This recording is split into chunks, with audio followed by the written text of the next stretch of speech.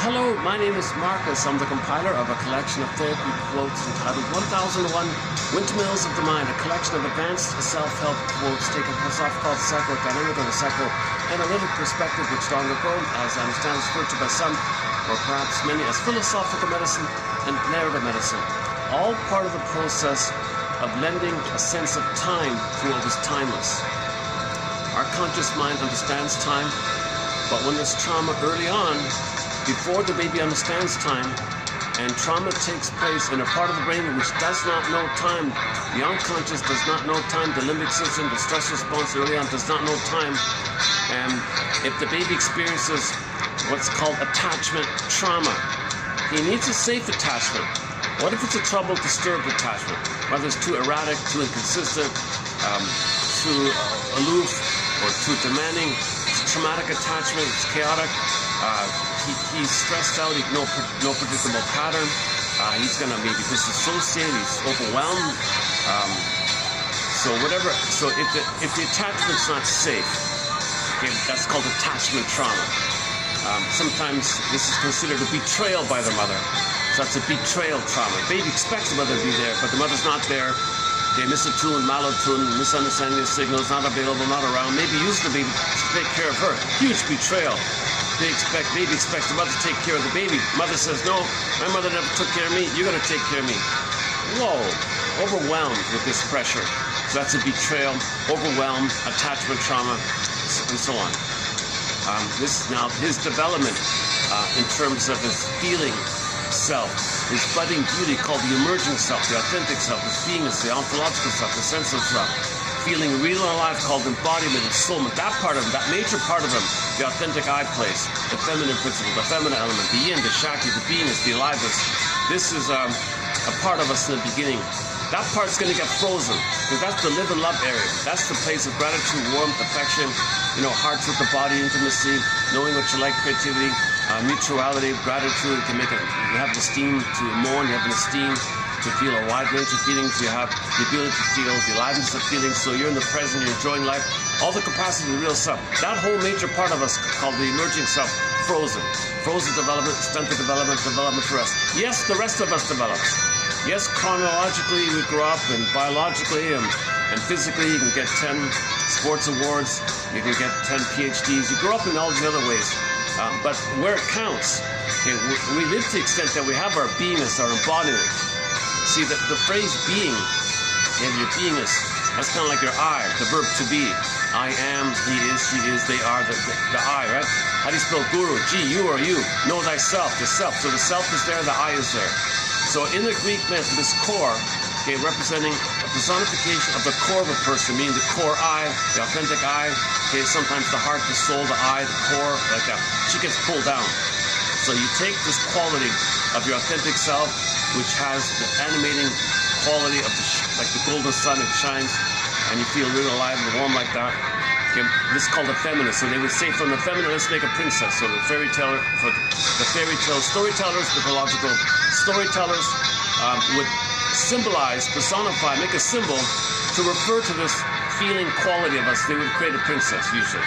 Okay, feminine, because feminine, they would use moon and sun. So that's like being, and the sun is the active, bright doing. Night resting, daytime is active. So they would have this quality of being and doing, so feminine, masculine, so princess, like that. So in the fairy tale, yeah, when the princess and the prince marry, sometimes that's like a harmonious ability to express the masculine and the active from the being. When you have your being, when you have your embodiment, okay, then you're doing this ethical, moral virtues. It's normal like that. Windmills line is if the feminine is wounded, you're doing your masculine is distorted. Kristen Wilson's line, if you're not in your body, you're not making sense anymore. And this disembodied discourse that causes all these problems out there. Because the disembodied discourse, you're just grasping for mother in the past. You're dysfunctional, hoping to get mother's love in the past. That part of it, there's no time, so all time's that time. But there is time, that's why it's dysfunctional. Or you show up to mother and tell the world what your mother did to you in an attempt to communicate your anger, what you did to you, and an attempt to know to get your story that your mother hurt you. But you're still dealing with this past issue of never feeling safe to have your budding beauty, emerging self. So that budding beauty, okay, you can imagine it kind of like the princess on the field, the crack, Earth opens up, she gets pulled down. So there's a chasm there. Okay. In the Disney film Inside Out 2, 2024 June last year, the sequel to Inside Out, Pete Docter, I regard him as a soul doctor. When that chasm scene, you see the chasm in there, okay?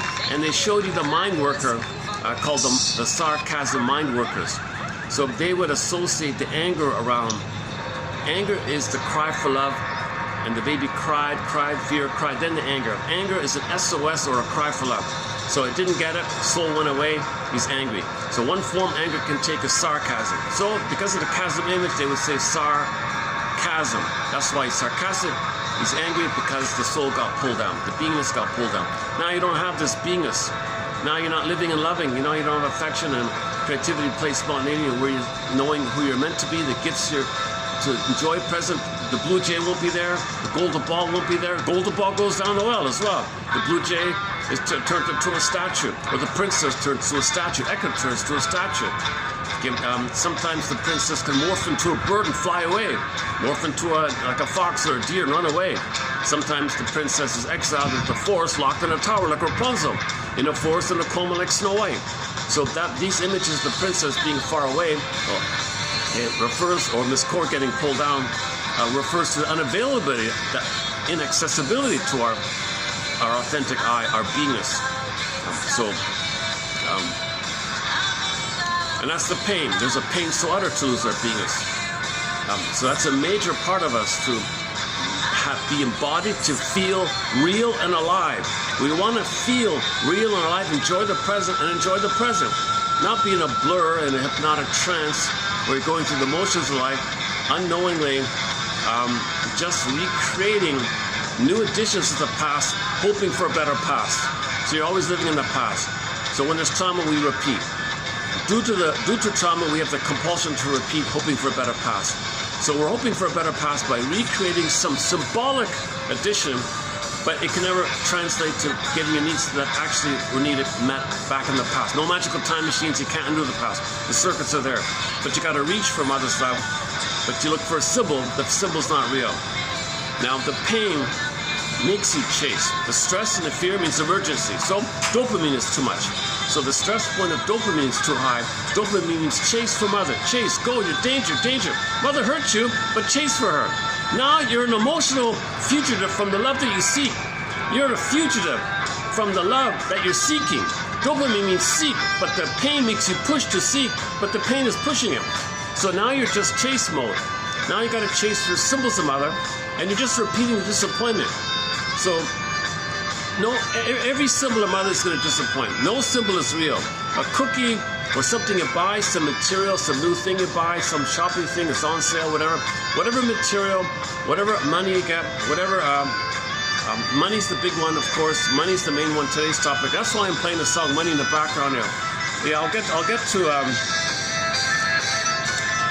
this video is mainly. I'm going to pick up on something that came up at the end of the last video. The last video was a little kind of chaotic. I was bouncing around at a busy place. At the very end of it all, I just wanted to follow up on something that was mentioned yesterday. So this video, the quotes below by Paulie B. Russell are excellent quotes. The past 5 videos were on Paulie B. Russell. This will be the final one. So they're also solid quotes, so I'll leave it there. I've discussed it before. I want to dedicate this video to exploring something. It's really kind of like it's my grasping attempt to bridge 2 worlds a little bit. One world will reject it, the other world might reject it, so it doesn't make sense to either. But I want to see if I can find some way to refer to the theory of as above, so below. What we do in the outer is a reflection of the inner. The outer is the reflection of the inner, kind of thing. So, for example, when you repeat, it's symbolic of the inner. The inner, the memory, the inner, and the mind, the inner, the unconscious inner. Okay, now you don't see the dark shadow inner, unconscious inner, inside your mind, inside your psyche, inside the template, neural circuits. The neural circuits are in the brain, the inner. Okay, so your behavior is going to come from this circuit. Your interpersonal is created by the template, blueprint, schema, working model, stencil, the imprint, inner, as above, so below. So in the below, the baby reached from mother. A great hope fell. You heard no noise. The wreckage was within, O cunning tale that let no witness it. There's a pain so utter, swallow, sup, then the person goes into a swoon. So the baby reached for mother. Mother, I need you. Mother betrays him. Okay, so baby thinks, okay, this is survival stuff here. I can't develop my feeling self. Feeling self's got to freeze. So number one, the baby freezes up his feeling self. So this is also symbolized with the metaphor of the pin going in the collar. Okay, so in the fairy tale, the pin goes in the collar. Okay, that refers to that the feeling self's going to go numb. So in the body, the emotional body, under the collar of the body, it's going to go flat affect. The emotions go flat, called flat affect. In ancient Greek, they called it athemolexia. No feelings for your words. Nowadays, people say alexithymia, no words for your feelings. So you feel like the velveteen rabbit. You feel kind of numb like that, going through the motions of life. So you're just kind of, you're feeling, you have a dysfunctional feeling system, a very limited range of feelings, mostly sensations. You're not really feeling the richness and the warmth and the vibratory quality of the golden ball.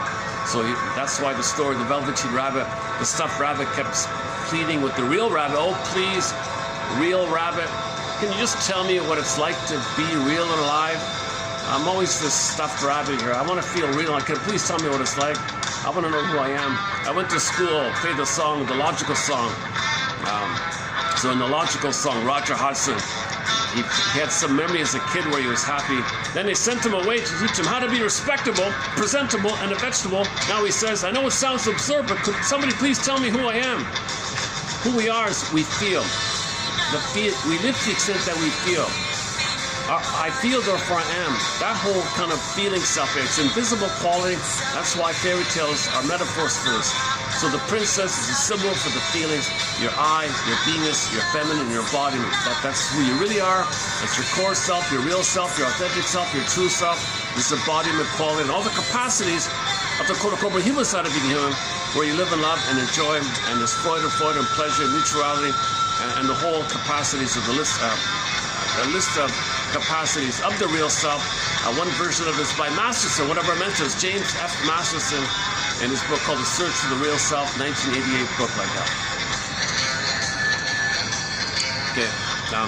Okay, so back to the chasm for a minute. So Miss Princess, the core, on the field, in the Greek myth.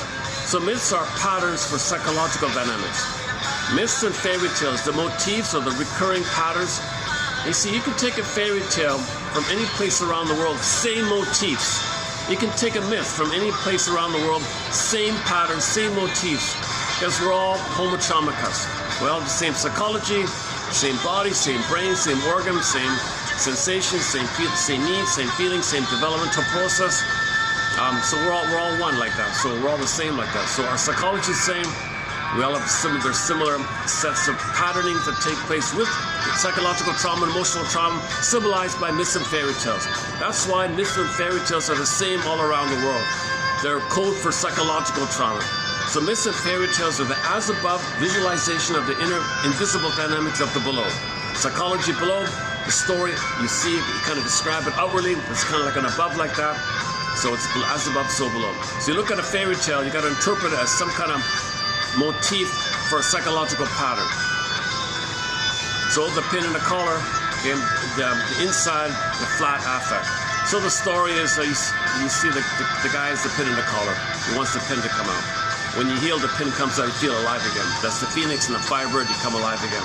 After you give up the hope for a childhood past. You got to give up the hope for a better childhood past. You got to face a lot of these oral fixations, the someday fantasies. You got to resolve either or thinking, get to both and thinking. You got to interpret how you transferred your problem with mother onto money and continued your battle with money. So the struggle you had with mother, when money comes on the scene, you just transfer it and deal with the issue with mother onto the money issue. Now your issue with money, called money neurosis, is a continuation of the battle with the nursing. So your money neurosis is an outer reflection of the memory of the problem with the nursing time. We don't remember the nursing time. So your relationship with money is going to reflect the problematic relationship you had with your money, with your mother. So money, mother, like that. So money's the outer, mother's the memory of the mother on the inside. So Edmund Berger is our key author on this one, a book of his called The Money and Emotional Conflicts. So of course he didn't get mother, so you're greedy. but money is a mother, so you're greedy again. And of course you're angry, and you feel entitled, so you feel entitled. Greedy and you feel entitled, because the baby is entitled to receive, but it's failed. So later on with money, give me, I'm entitled. So he feels justified, creates excuses, because he's in a lot of pain to get mother stuff. So when real needs are not met, you have the hope for it. You continue with the hope for it. But herein lies the problem. You can spend your whole life with this relentless, persistent, stubborn hope that some symbol of mother is going to be the real mother that was either back in the nursery time. Doesn't make sense. But that part of the brain, the monitor lizard part of the brain, or the salamander brain, or the iguana brain, take your pick. Okay, a lot of people like to say crocodile, alligator, meaning the spine, the tip of the spine, the amygdala, survival stress response. It's a part of us. It's been around for a 500 million years, right? And then we layer it on top of it. So it's now our automatic nervous system, so it keeps us alert to, if there's a drunk driver, whoa, you gotta, it keeps you safe. You need that. But it's not supposed to be, activated, permanent, 24/7, hyper fear, hyper anger, always hyper alert.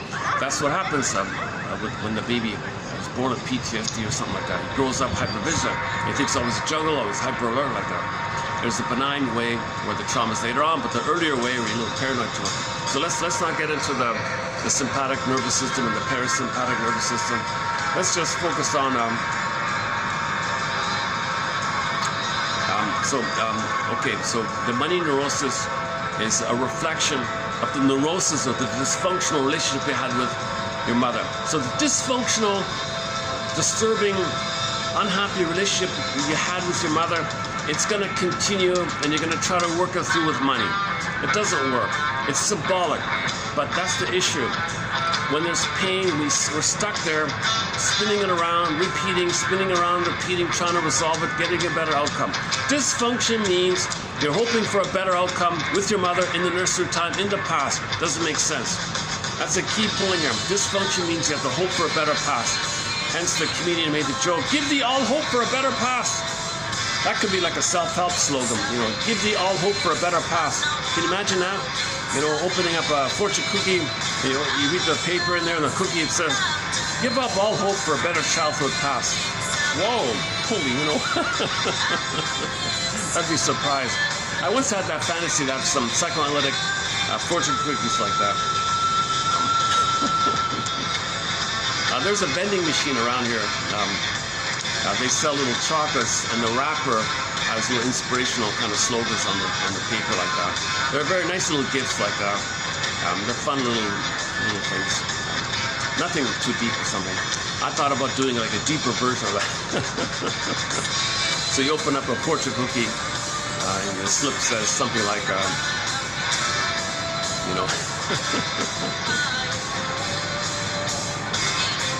well, maybe you should just say,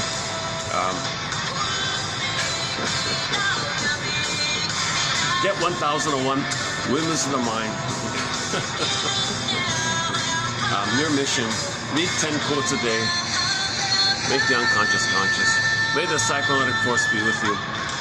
So we want to make conscious what's unconscious. If it's not conscious, there's trauma, we repeat. When we become conscious, that means we're allowing a sense of okayness in the mind that we could have gone down the road not taken had we been loved. Had we been loved, we would have had down healthy neural tracks, healthy neural circuits. We would have had healthy circuits if we were loved. That could have taken place. That's a parallel possibility had we been loved. So you want to now allow the confession that those positive circuits could have been there had you been loved. Now you can only accept this kind of thing. Hang on a second. Okay here. If they're preparing, I'm not sure if they're. Okay, I might have to go. I think they're going to prepare for some function.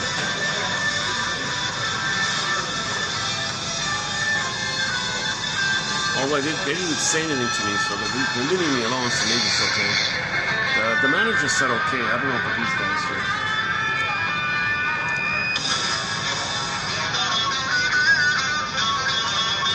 Okay,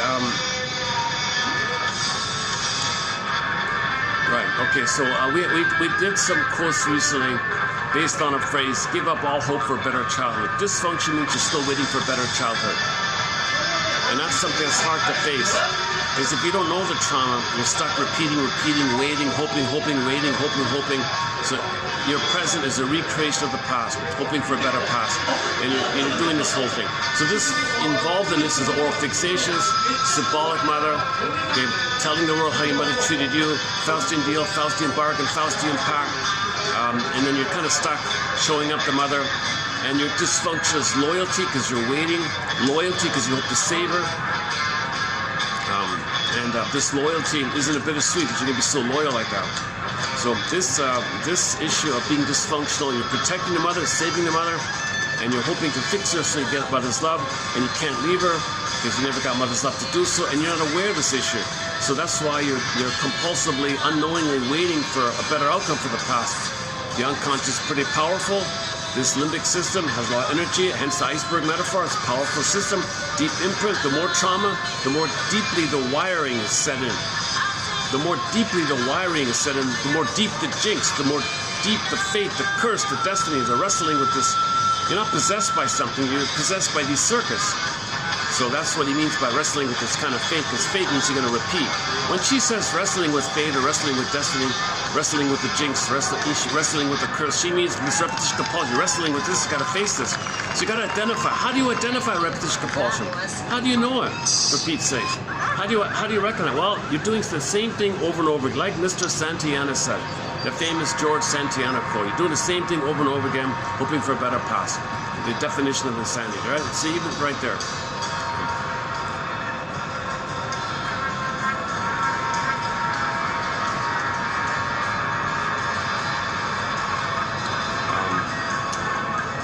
Tempted to switch places here. Hold a sec. And let me turn off the music for a sec.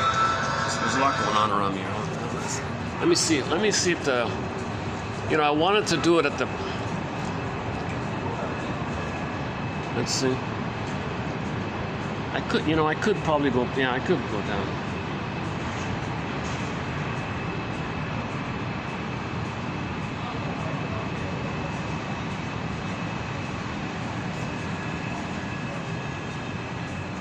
Yeah, let's play it on the safe side. Let me give me about 10 minutes to move downstairs. Oops. And then we'll continue downstairs.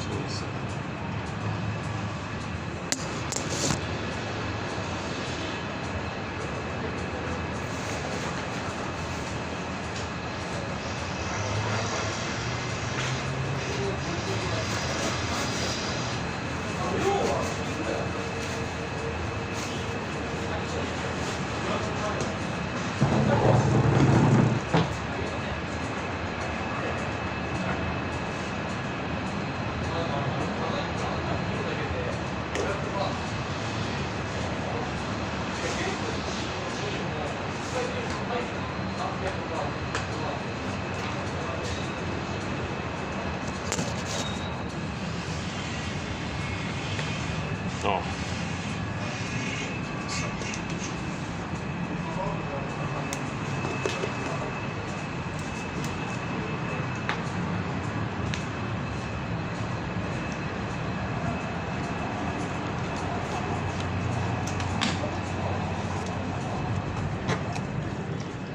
Okay, thanks. Yeah, thanks. You're preparing for something, right?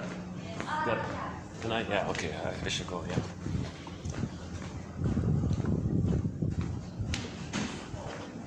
By the way, yeah, that's the other end.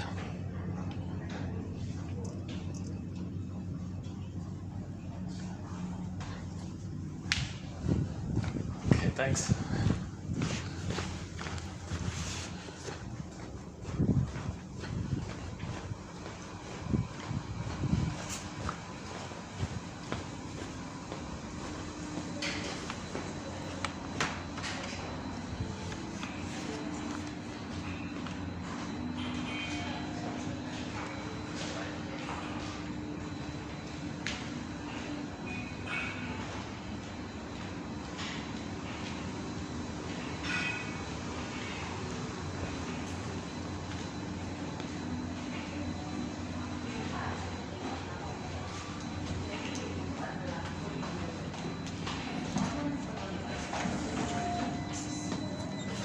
Going down.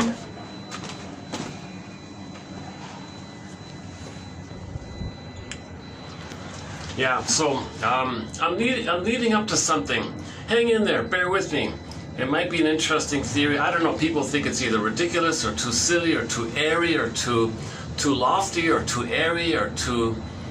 And I even had the thought, let's say it is true. If it's so airy and it can't help, then maybe you're better off with something that's not true, but if it might be helpful, I don't know. So I want to experiment with a very airy idea.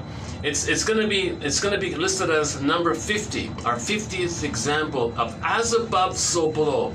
So we have 49 already. So I want to focus on number 50 this time. Today.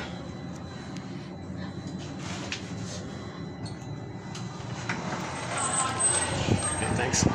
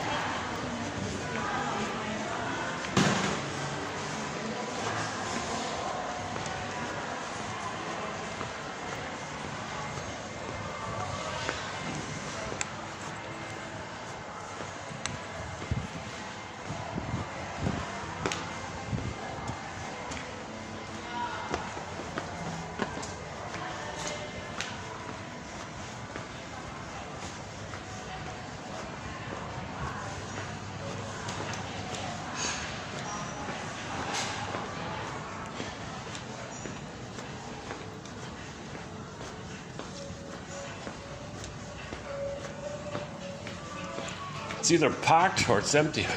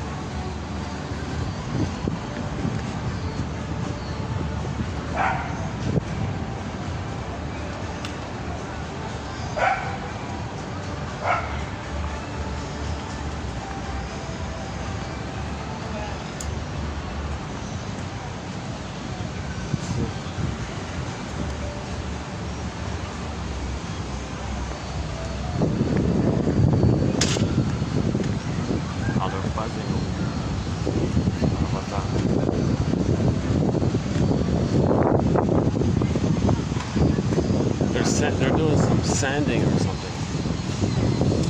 It's gonna get noisy if I go there.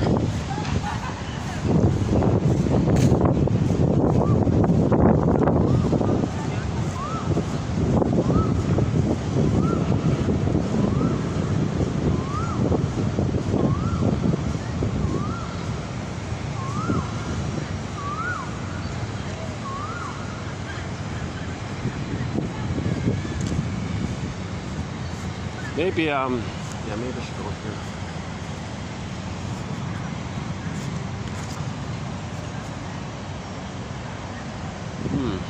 Hang on. Where can I go? There's a lot of traffic.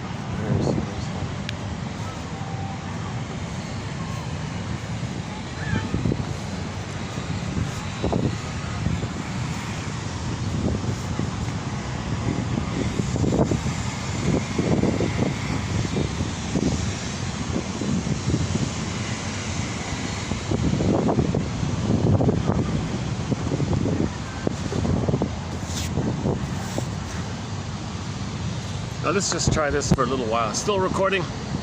Oh, they're fixing the thing. Let's try this then.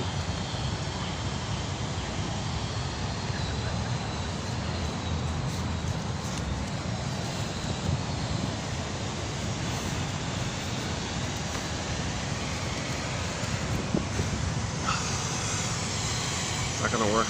Oh, okay, hang on. So it's lighting a little. Okay, never mind. Let's just keep going here. Okay, usually in many of the videos, I do an overview of identification of the aggressor, and the oral fixations, and Shakira, the album about weaning trauma, and then Kim Mitchell's album about the oral fixations. Man, oh man. And then a little bit about Janoff's work and Masterson's work. So I try to cover some of the theories about but the opening premise is it's traumatic to have our feeling self get frozen, numb, pain, swoon, yes, anger, rebounds in on yourself. Look at that, eh? Your own anger at the mother, which was a cry for love, blocked and turned in on yourself. Now you're kind of angry yourself. This is leading to the point we're getting up here. Yeah. So okay, let's do this then. So think about this. The baby is angry. It's an SOS for love, but it's blocked. Mother says, you can't be angry at me. So he's angry at himself. Gotta go somewhere. And he doesn't know where he begins and ends and where the mother begins and ends. So it's kind of like maybe psychologically, he's crying for love in his anger at himself, thinking he's the mother, but it is himself, so he's hurting himself. A lot of pain like this. First, he's shamed by mother not meeting his needs. Soul gets numb. Okay, so he's numb, but he's in pain, but he's numb. And related to it at the same time, his anger is hitting himself. So that the child's desire to live a love, you reverse spell the letters, it becomes destructive. That's why the image of the baby's anger poofs to the guy with the horns. Devil, Satan, Bila, Baya, Ahriman, Howling Man, a Minotaur, Medusa, take your pick, Wicked Queen, any kind of entity that's enraged wants to gobble you up. Okay, that's just a condensation, fusional image of the baby's oral phase to receive. He's enraged, blend it with the mother, shake it up, poof, monsters of the id monster. Now the baby projects his rage. Now the baby's got this image that's mainly of his rage, poofing into the monster of the id. But this monster of the id, this scary entity, this fearful image in his mind, which is his own anger, it's attacking him. Now we call this the inner critic, inner tormentor, inner saboteur, inner tormentor, inner something like that. So something is criticizing you, something is demanding something from you, something says it's the memory of mother saying no to you. You're angry, so you're saying no to yourself, and you're angry. It's a real hardful. It's a hard kind of thing like this for the baby to put upon himself his own anger to himself, which was originally just a signal to the mother. Mother, it's okay that you didn't understand me, but with my anger now you understand me, right? Anger, it's pretty clear that my needs are not met. Anger is an SOS that I have needs. You didn't get it, so I screamed in anger. Now you got it, right? Wrong. Mother says no, turns to himself. Now in the mind, he's got a monster of the id attacking himself. That's considered a betrayal trauma as well, like that. Okay, now Burglar has the point that it's too painful to have this phenomena. So in the Howling Man Twilight Zone, the guy with the horns is in the room in the castle. Castle, body. Okay, room, organ, something inside, and he's inside. He's always got to escape. And he comes back, and he's in and he's out, in and out like that. Okay, so Burglar said the pain of this, the child's going to repress it, bury it even further. But when you bury the pain further, that's more stress and adrenaline and dopamine set pointed up in your brain. Now the dopamine is in correspondence to the chase for the pursuit of mother, which gives you the hope, and the hope will blip up some positive chemistry that'll for briefly will be higher than the stress that you're feeling. So the set point is stress and anger and all that is too high, but the dopamine's with it. And come to think of it, that Pandora, maybe it's like the hope that maybe the Pandora's box, maybe the dopamine is the hope one, right? Like all the mess there with the trauma, but the hope, that little hope voice, right? So the dopamine is for the hope.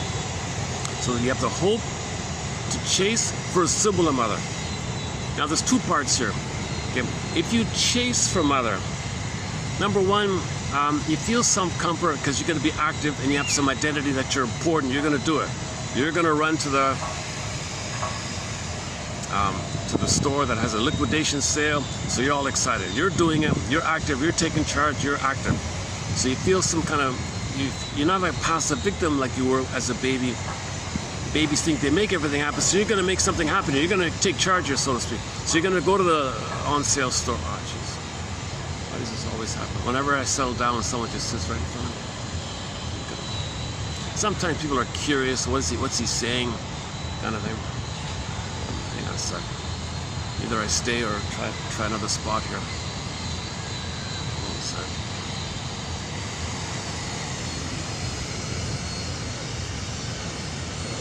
Yeah, that's when I do these in public, I always have these interruptions. Yesterday was really, I had to move like 10 times yesterday. My goodness, that was a little excessive back yesterday.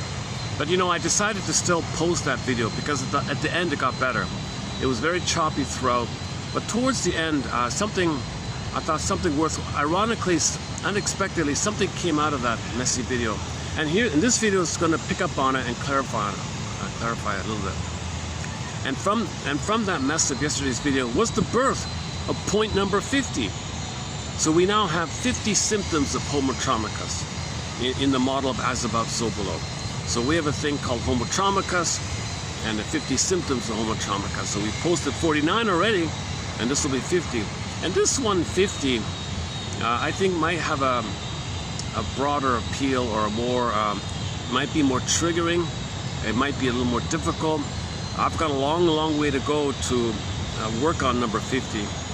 I'm not too familiar with the financial, all that stuff, you know, I'm not too into that kind of thing, but it's sort of in that area. Because I accidentally saw this one of these TED Talk things. Some billionaire hedge fund guy was explaining about, you know, universal, that we can have a universal basic income, that everybody's needs can get met. All you got to do is charge 0.5% on all the transactions that take place. It'll easily cover it.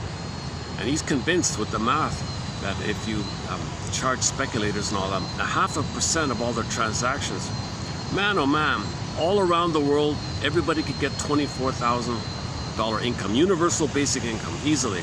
Plus, school is free, health is free, most things are free, and if you need something, there'll be no interest, there'll be no tax, no interest, nothing. You know, a minimal, just a minimal thing just to keep things moving. And then that's the base, right? So everybody's got that. And then a lot of people do want to work, so fine, whatever work you do afterwards, that'll be a bonus. And it's built, and it's designed whereby there won't be any kind of runaway inflation, because all of the activity feeds into the real economy, and then the financial economy supports the feeding of the real economy, not whereby the financial economy is a vampire sucking the real economy. So as the way it is now. So this is the point I'm leading up to here. And again, it's out of my zone. I've got a long way to go about these two economies. So the guy's book is called The Tale of Two Economies, real economy versus the speculation stuff or financialized stuff. But that financialized stuff, there may be a little bit usefulness to it, but they say most of it, the vast majority of it, it's vampiric, it's kind of greedy. That's why it's called, what do you call it again? The squid or something, the squid that just sucks all the time. Or it's a vampirish, it's not useful, but it lives by sucking the blood of the real economy. So the real economy, goods and serve people, what people do. Okay, the guy's cleaning the yard there, he's painting the thing there, you know, and he's, you know. But if you have some, you know, speculator things, they don't make or do anything. They just have this shell game where you give me money and I promise to give you more, and then I'll tell someone and I'll sell that promise to someone, and that person can sell that promise to someone, they can sell that promise to someone. Every time they do it, you're printing all the money like that to siphon the real economy. So the financial, the vampire thing is just siphoning the real. So his example was, imagine a dog. He weighs a pound. He's a puppy. You got a puppy, a 1 pound puppy. But his tail weighs 300 pounds, something like that. How does this poor little puppy drag this 300-pound tail? Something like that. Not an excellent metaphor, but but it weighs you down. So most of this financial economy weighs you down. So let's jump into point number 50 then. Okay, so let's back up a sec. As above, so below. What does that mean? So for example, if the mother plundered the baby's home, robbed the baby's embodiment, right? The baby was deprived of it. His sense of homeness was kind of taken away. Soul flew away. He felt robbed. Mother was a robber baron. Mother short-sold him. Mother plundered him. Mother was a vampire or something. He may think something to that effect. So he was robbed. When there's too much pain, you identify with the aggressor. So he becomes her to minimize the pain of it, because you are her, you're attached to her. That way you anticipate her because you are her. You're trying to manage the pain of her hurting you. You become her in a thing called the Faustian deal. But the Faustian deal is you got to do it to yourself what your mother did to you. Too painful, so you do it outwardly as a reflection of the inner. So if the mother plundered him, he'll become a plunderer. He'll plunder outwardly as a reflection of having been emotionally plundered. If the mother emotionally plunders him, he'll physically plunder outwardly as a reflection, a physical, outer, material reflection of this inner, invisible, psychological state. As above, so below. So the plundering on the planet reflects how babies are plundered. Now mothers were plundered themselves, so they plunder their children because they don't remember that's what happened to them, so they do to the child what happened to them in their attempt to know what happened to them. So we have this intergenerational trauma that's been going on for 10,000 years like that. There's so much, like if the child didn't get enough oxygen, identify with the aggressor, well, pollute the air. No one gets proper clean air if you didn't get proper oxygen. If the baby was given, if baby feels debt and guilt and pain, okay, then he felt, if he feels pain as a kind of like a debt and a guilt and a due to the mother, so he puts others in debt to reflect his emotional guilt. Guilt, debt are the same in German, Schuld, right? So there's a lot on the outside that's kind of materialized from the template we laid down but don't remember. It's in the circuits in the brain. Our outer behavior is a reflection of our inner state, as above, so below. Now we've got 49 examples, and it takes me 8 hours to run through them. So I just want to focus on number 50 here. So let's begin here. Let's try this out. This will be updated. This is new territory. I don't really talk about the financial kind of things like that, but I've heard the phrase that there are two economies. There's the real economy. Okay, Mr. Smith, this guy I'm referring to, the hedge fund guy is, I think he's Mormon or something. He's a billionaire Mormon guy or something like that. So he's really actively involved in the plunder system.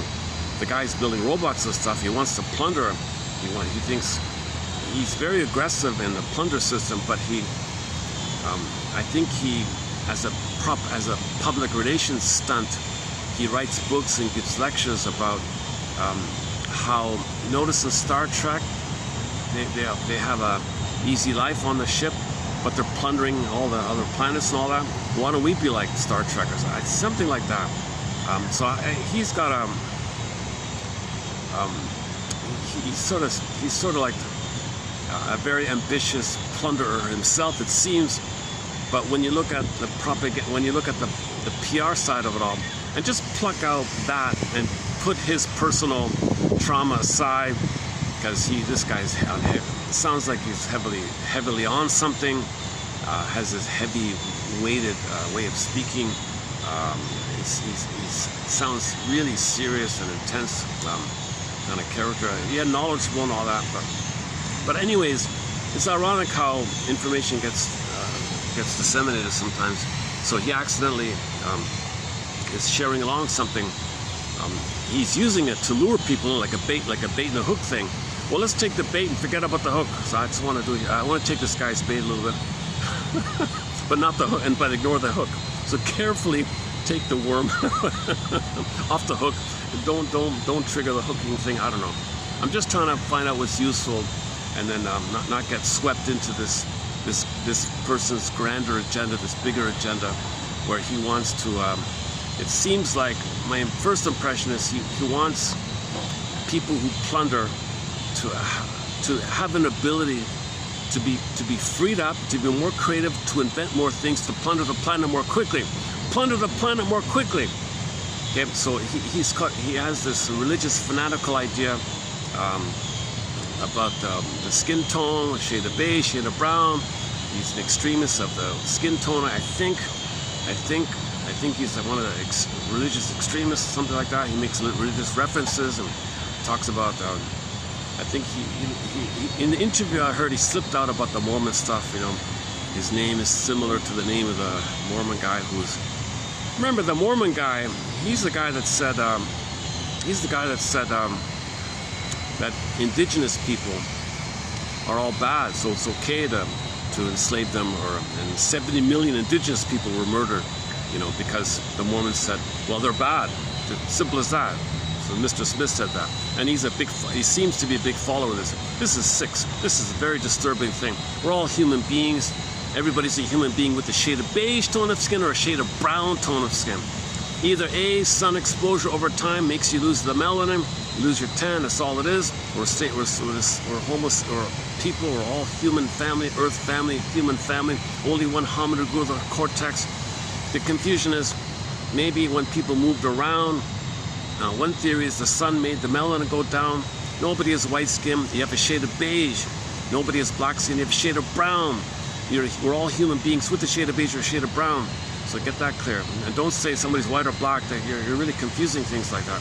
We're all human beings with a shade of beige tone of skin or a shade of brown tone of skin. One theory is maybe when children are more traumatized in the north like that, maybe the weather made people, maybe the babies were more traumatized for some reason. And somebody said the pineal gland is very sensitive and it might get damaged like that. And the pineal gland is responsible for the melanin and the skin tone. So if there's trauma by the way babies were raised, and that caused a lot of people to lose the skin tone by the traumatic effect of damaging the pineal gland, which apparently is responsible for the quantity of melanin in your skin. It's either that or the skin tone or a combination of both or both down or something. Whatever it is, it's a trivial biological variation. It's a superficial cosmetic thing. Yeah, you can take any baby from any place, any time, all around the world, same organs, same emotions, same needs, everything's the same. Okay, everything else is kind of like learned on it, right? Everything else is just like learned on top of it, but we're the same species, the same hominid. Only one hominid grew the cortex, Homo sapien. Only one hominid. And it took us, by the way, from our previous version of us called Homo bodoensis, one theory, almost 1 million years to grow the cortex. So the cortex, only one hominid grew the cortex. That was Homo bodoensis. That was us. Homo bodoensis became Homo sapien when we grew the cortex roughly 200,000 years ago. And then we spread around all that. And then roughly 10,000 years ago, then with the discoveries, we accidentally traumatized ourselves and disturbed the set points in the brain, and we went from village to pillage. And in order to pillage, you got to take away tolerant, make people prejudiced. So we went into this mode of village to pillage 10,000 years ago by accident. By accident. It's just an accident. So we're wounded. We accidentally wounded ourselves, I think.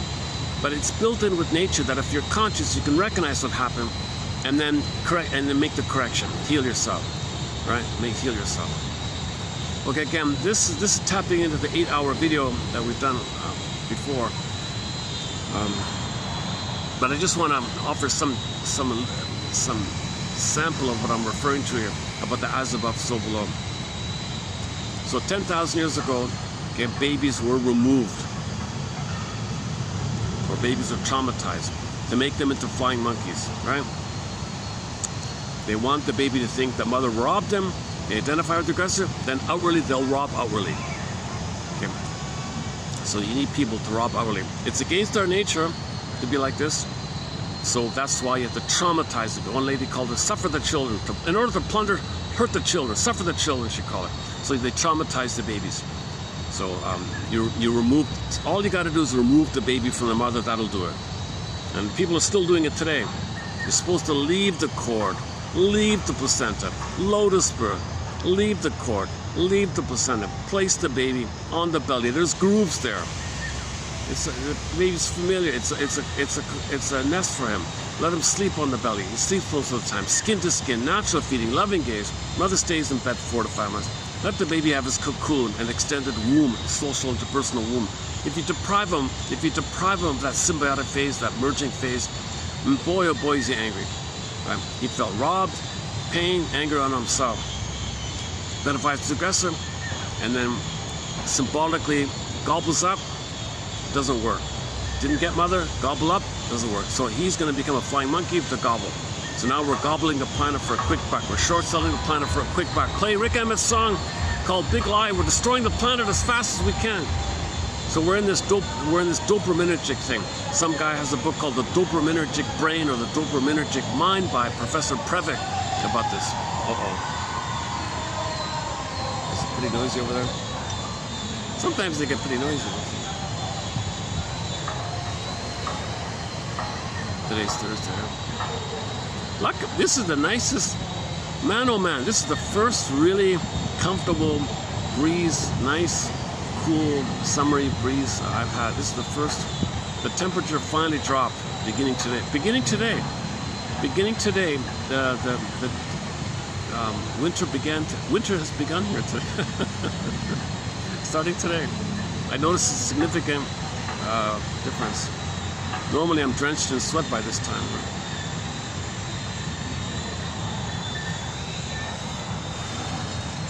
Oh, this guy's still there.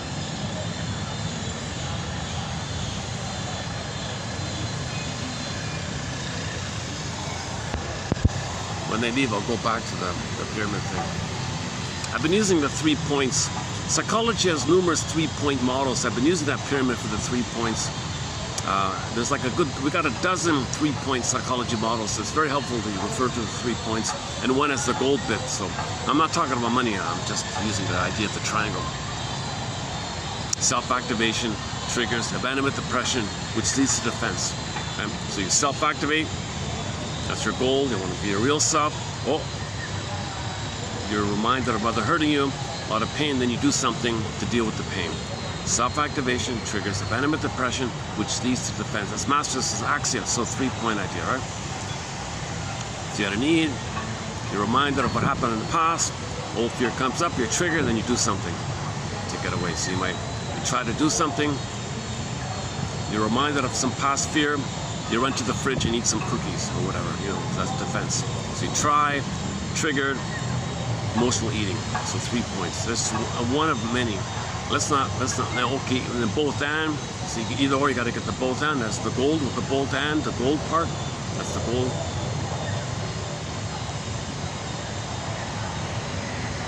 And we do Eric Burns, right? Eric Byrne, frozen child, freezing parent, and the adults. The adult's the gold, but you got the hurt child and the critical parent. The critical parent is the grown-up version of the hurt child identified with the aggressor. That's the critical parent and the criticized child. But you got the adult. You got 3 points, PAC. There's a lot of 3-point models as I call it. So let's go back to this. How the financial system on the outside, where you've got some kind of real economy, right? Real, normal economy. People make things, goods and services, and everyone's better off like that. Build things, and bakers, and farmers, and people, practical things, right? You see, touch it, service, and all. So that's called the real economy. He likes to call it the material economy. That's a little misleading because other people use that phrase in another way. Let's just stick with the real economy because I want to use the real economy to refer to the inner real self. So we have a real self, okay? So on the inside, we have a real self. It's frozen. It wants to be there. It wants to blossom and live and love. But notice, there's something attacking it, right? It's trying to be, but it's being attacked. The wish and the fear, like something inside. You want to be real. You want your full potential. You want to live in love. That's your real self. But there's a memory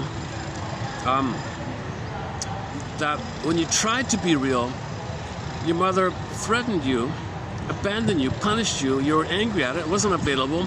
Your anger turns into an inner critic that's attacking you to keep on communicating your anger at the mother, but you're angry at yourself. So you're criticizing yourself. Now, when you're criticizing yourself, you're in the oral phase.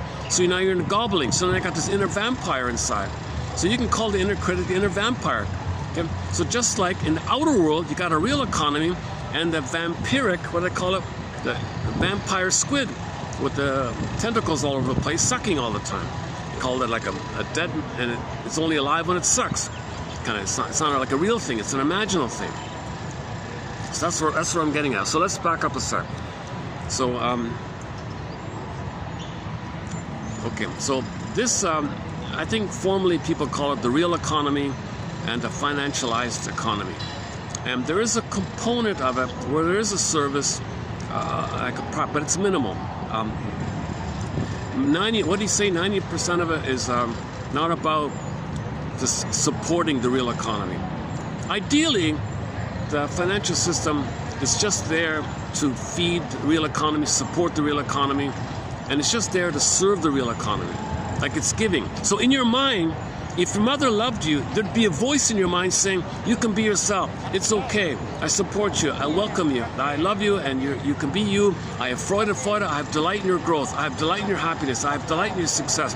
Mother has pleasure in the happiness of the child. But some mothers say, no, I can't do that. I'm entitled to get loved by my mother, so you play my mother, I siphon from you. So when the mother didn't get her needs met, she turns to the child, it's like a vampire, you feed me. So the baby has in the mind this kind of vampiric, Dracula-ish, vampiric, it's hungry and it sucks, it takes from you, right? So this is the memory that the mother, you feed me, you serve me, you take care of me, you mirror me. I hurt you, so you'll be dependent and you can't leave me.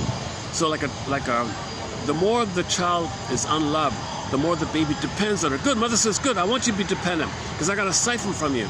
So she's like the vampire economy on the outside, siphoning from the real economy, right? Okay, let's back up a sec. Yep, I gotta learn the vocabulary of this financial stuff here.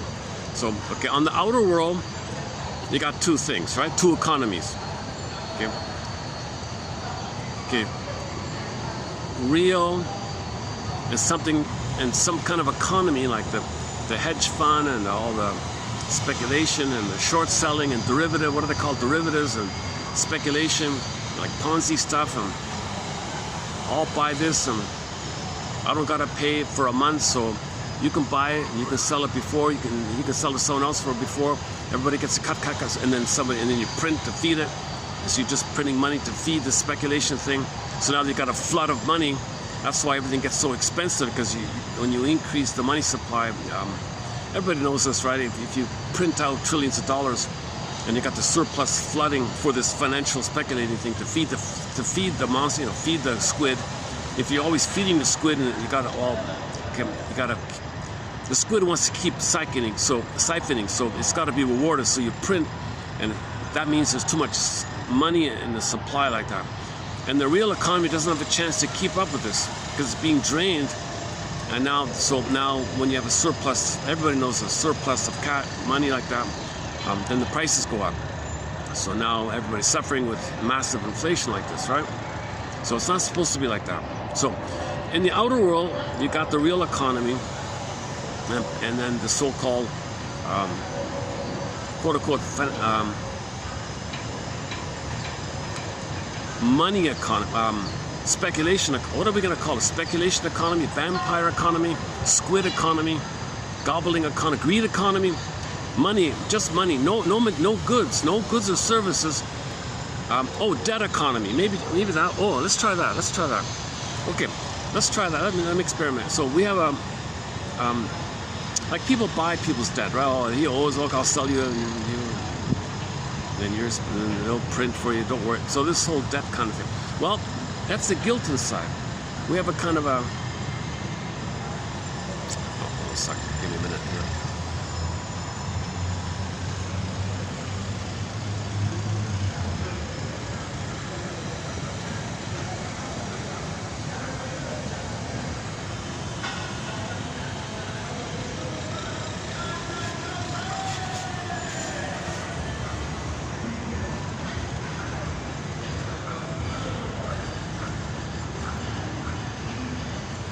Just waiting for these people to pass by me. Hold on a second. Let me play a song. I'll take a. Let me. Hold on a second. Let's do this then.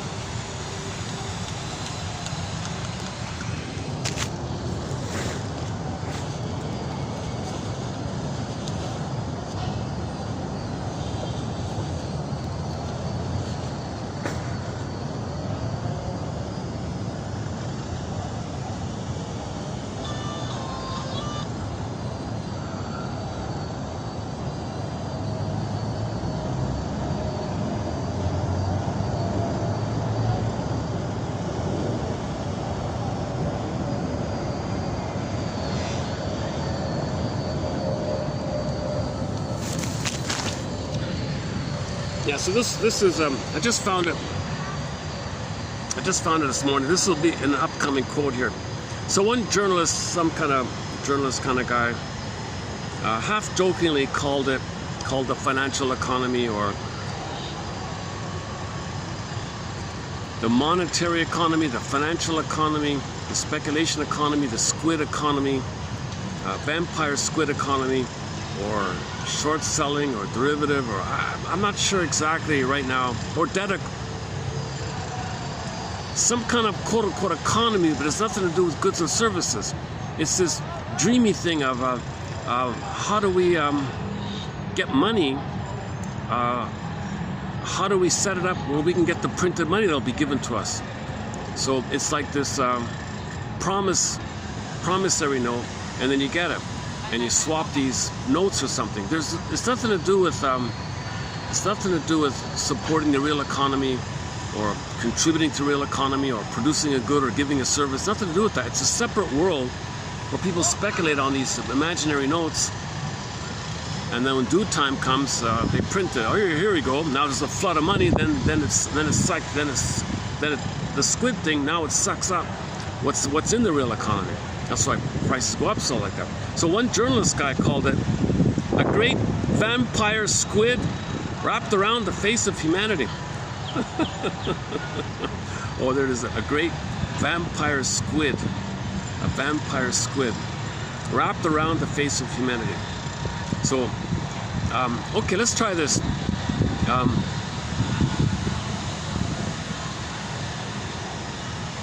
Maybe I did hear one shrink report some guy's nightmare, where he had some impression that he thought the nightmare was he was trying to nurse or something, but the mother was pressing the breast on the poor baby. He was suffocating. Mother said, "You gotta feed now." She was angry. Follow the schedule. Baby didn't want to eat. No, you eat. Schedule says eat, drink now. No, I don't want. You're disobeying me. I'm your mother. Mother's rights. Mother knows best. Eat. I don't want to eat. So there was a fight between the feeding thing. So it maybe, I'm guessing, he said that. Now I'm guessing here. Could it be that the baby had an impression of this breast pressing it on him, and maybe he sensed the veins in the breast? So in the imagination, there may be some kind of blob, okay, the squid with the veins, like the squid with the lines. So maybe it comes from the experience, as above, so below. So the above is vampire squid wrapped around him. So the breast and the veins pushing in on him, it is a pressing like that. So we recreate it on the outside. People create this kind of thing on the outside. So he identifies as aggressive, participates in the squid model, and siphons all around the place. So the so-called financial economy, or debt economy, whatever you call it, is all about siphoning from the real economy. So now the real economy is being siphoned. It's being so like you buy a product and the size is less, right?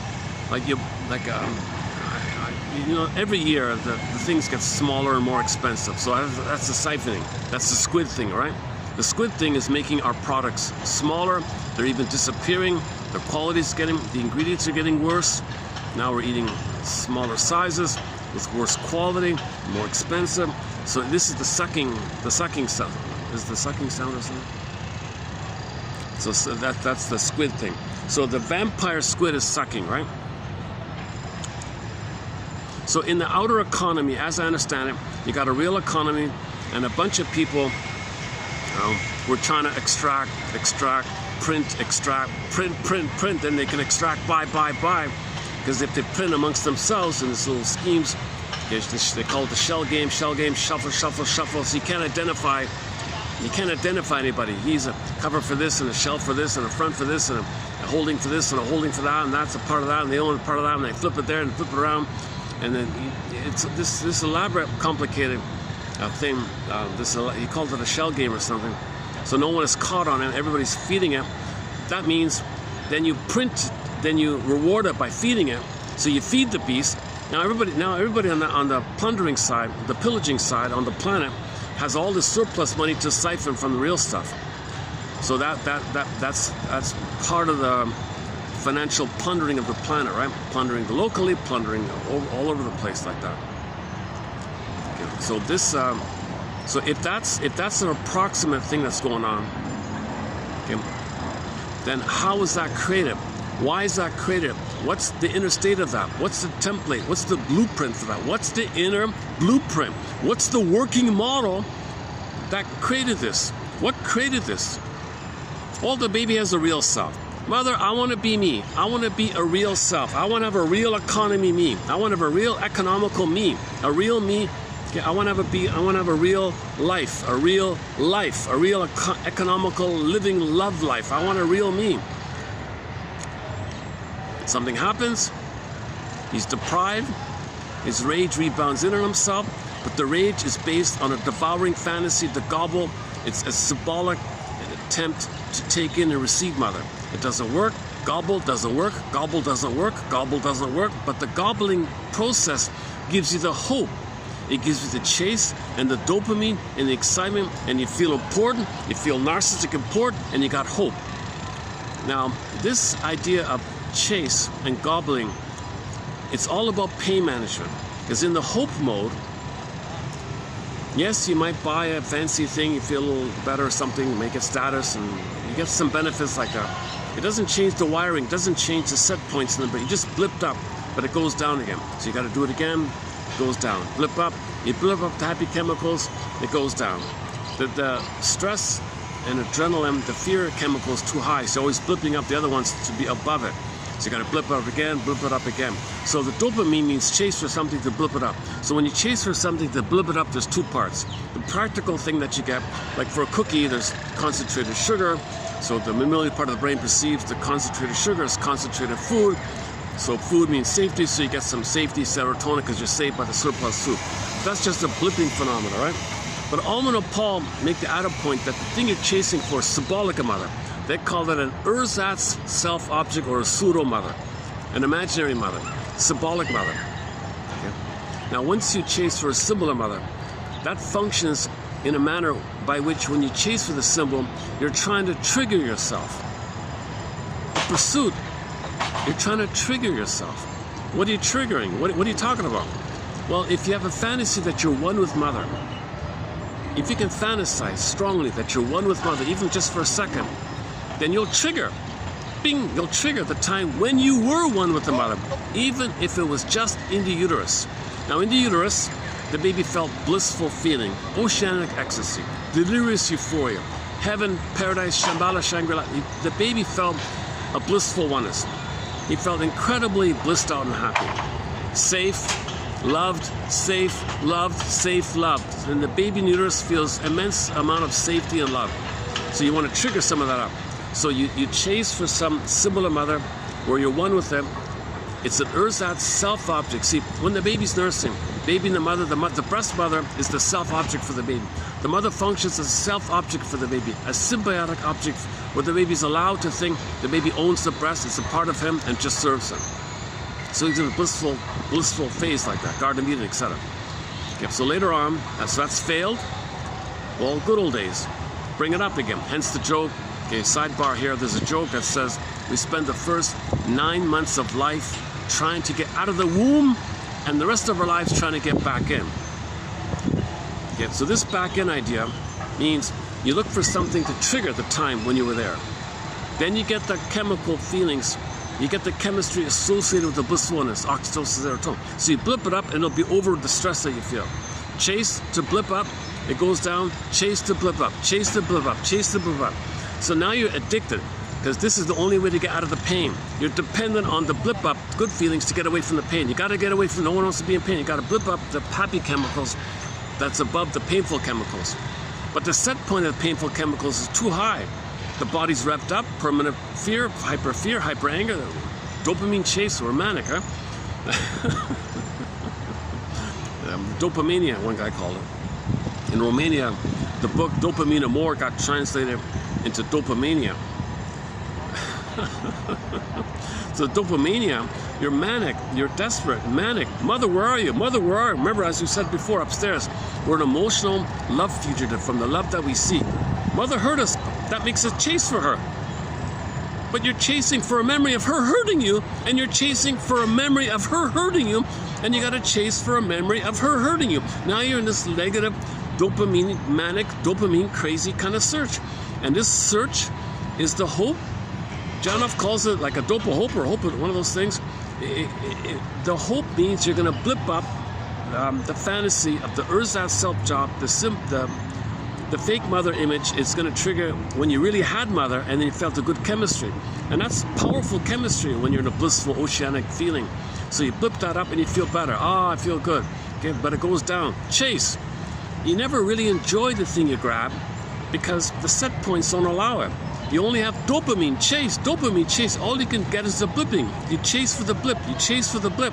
You can't enjoy and rest it. You don't rest anything. You don't rest and enjoy anything. Right? Really. People get bored easily. They can't love, they gotta chase. Promiscuity is gonna be there. An immense need for novelty. These are people say, seen one tree, seen them all. They go somewhere, take a picture next. They go to travel somewhere, yeah, next. These are the people that say next all the time. They can't really just enjoy the present. They can't enjoy the present moment because they're in survival. Being present is a feeling self. They can't do it. They're in survival. So they gotta chase all the time. That's too much stimulation. But the baby's traumatized when he's removed from the mother. Cords removed, cords severed, puts in a separate room, oxytocin goes away. You know, when the baby's removed, all the hormones that the mother produces, it's a time-sensitive thing. Klaus and Keno say in their famous book about it. The mother produces oxytocin to facilitate the attachment between the two. But when the baby's removed, the hormones go away, babies come back, mother's a stranger. Where's the connection? They can't connect. Baby sends signals, mother doesn't have the connection. She needs the connection to understand the signals. Baby sends the signals, mother doesn't get them. Mother's like stubborn, mother's like a stranger, you're a stranger to me now. Baby's enraged, in the mind is a monster. So now this monster in the mind is vampire, let's just use this one, is a vampire squid. So the mother in the mind is a parasitic, parasite economy. The other phrase for this is the parasite economy. Let's just go with the vampire squid economy. Yeah, I saw it before. They call it the parasite economy. Like the real economy is the host, right? And the parasite feeds off it, right? Yeah, I don't know how helpful that phrase is. Let's just try this one here. The vampire squid. So breast with veins. Squid and siphoning. And the breast is the thing the baby owns. So it's like a thing. It doesn't recognize that it's a live part of the human mother. Baby's not there yet. Baby thinks the breast is the thing that he owns. He possesses it. So it's just this matter or something with veins, blood veins. So that might be the tentacles of the squid or something. But instead of being fed by the breast, the baby feels that the mother wants to derive dependency and quote-unquote narcissistic supply as symbolic mother. So if the mother wants symbolic mother from the baby, she's the vampire squid. So in the mind is a vampire squid. So let's just try this. In our mind, we have a sense of who we really are, the real self, the real economy. Okay. The memory of what mother did to us and our anger around it, there's a memory called the inner critic, which we can call the vampire squid image. So there's an image in the mind of a vampire squid. It's really our oral rage to get, but it's directing at ourselves. So we have a real self, but something in us, a memory in us, so we're attacking ourselves. We are our own worst enemy, they say. Play the song by Delirium. Can't you see, can't you see, can't you see, you are your own worst enemy, she says. Should we play that song? Let's take a quick, hang on a second. I'm gonna play a Delirium here. Here's a song by the band Delirium called Self-Saboteur. Listen to the lyrics to this song here. Maybe I'll calm down a second. I'm a little unrested today, and I got the caffeine. I'm trying to energize myself. Yesterday, man, oh man, oh my goodness. Yesterday I had a new coffee. It was really super strong.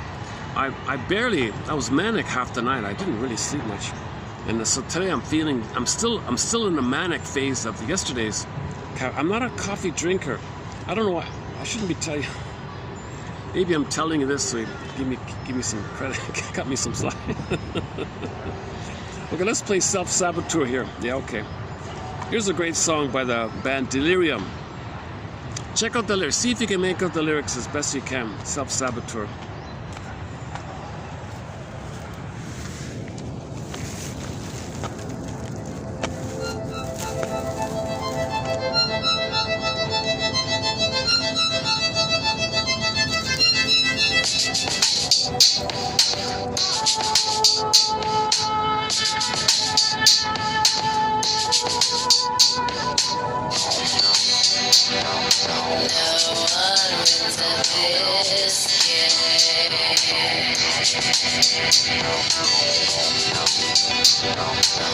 Throwing knives in your pain, and even though you're lying down now, you're lying in a war zone between the world and your brain.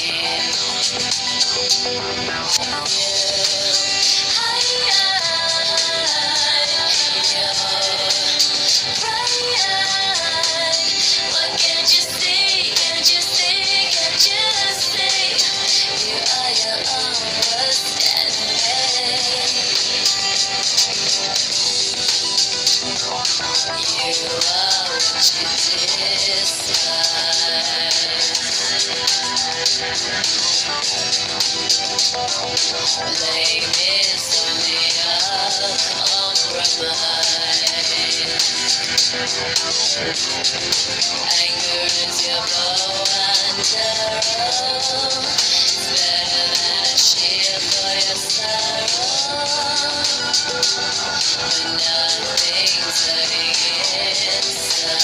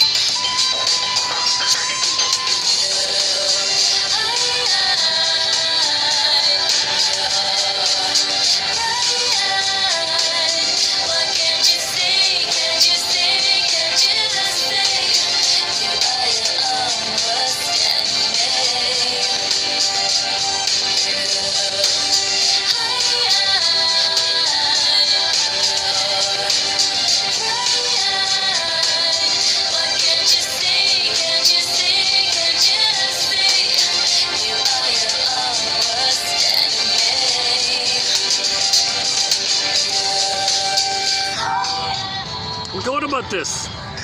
The mother was love hungry and the baby was enraged.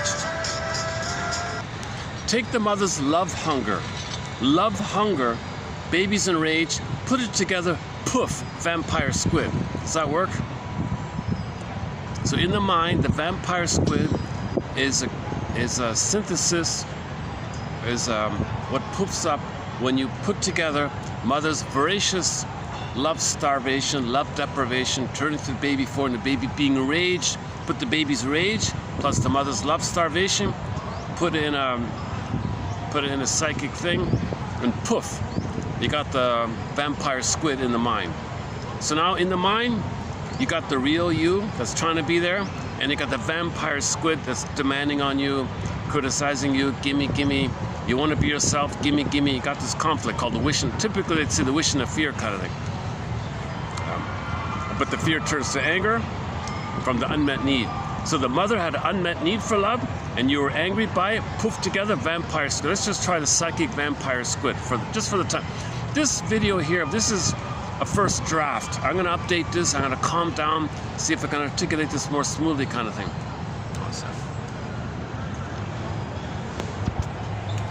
So this is just a working first draft here. You know, when musicians write their songs, you don't see their scribbles, you don't see their crossing outs and all that. You just see the final product. This is not the final product. I'm just in that initial scribbling phase here. So this disclaimer.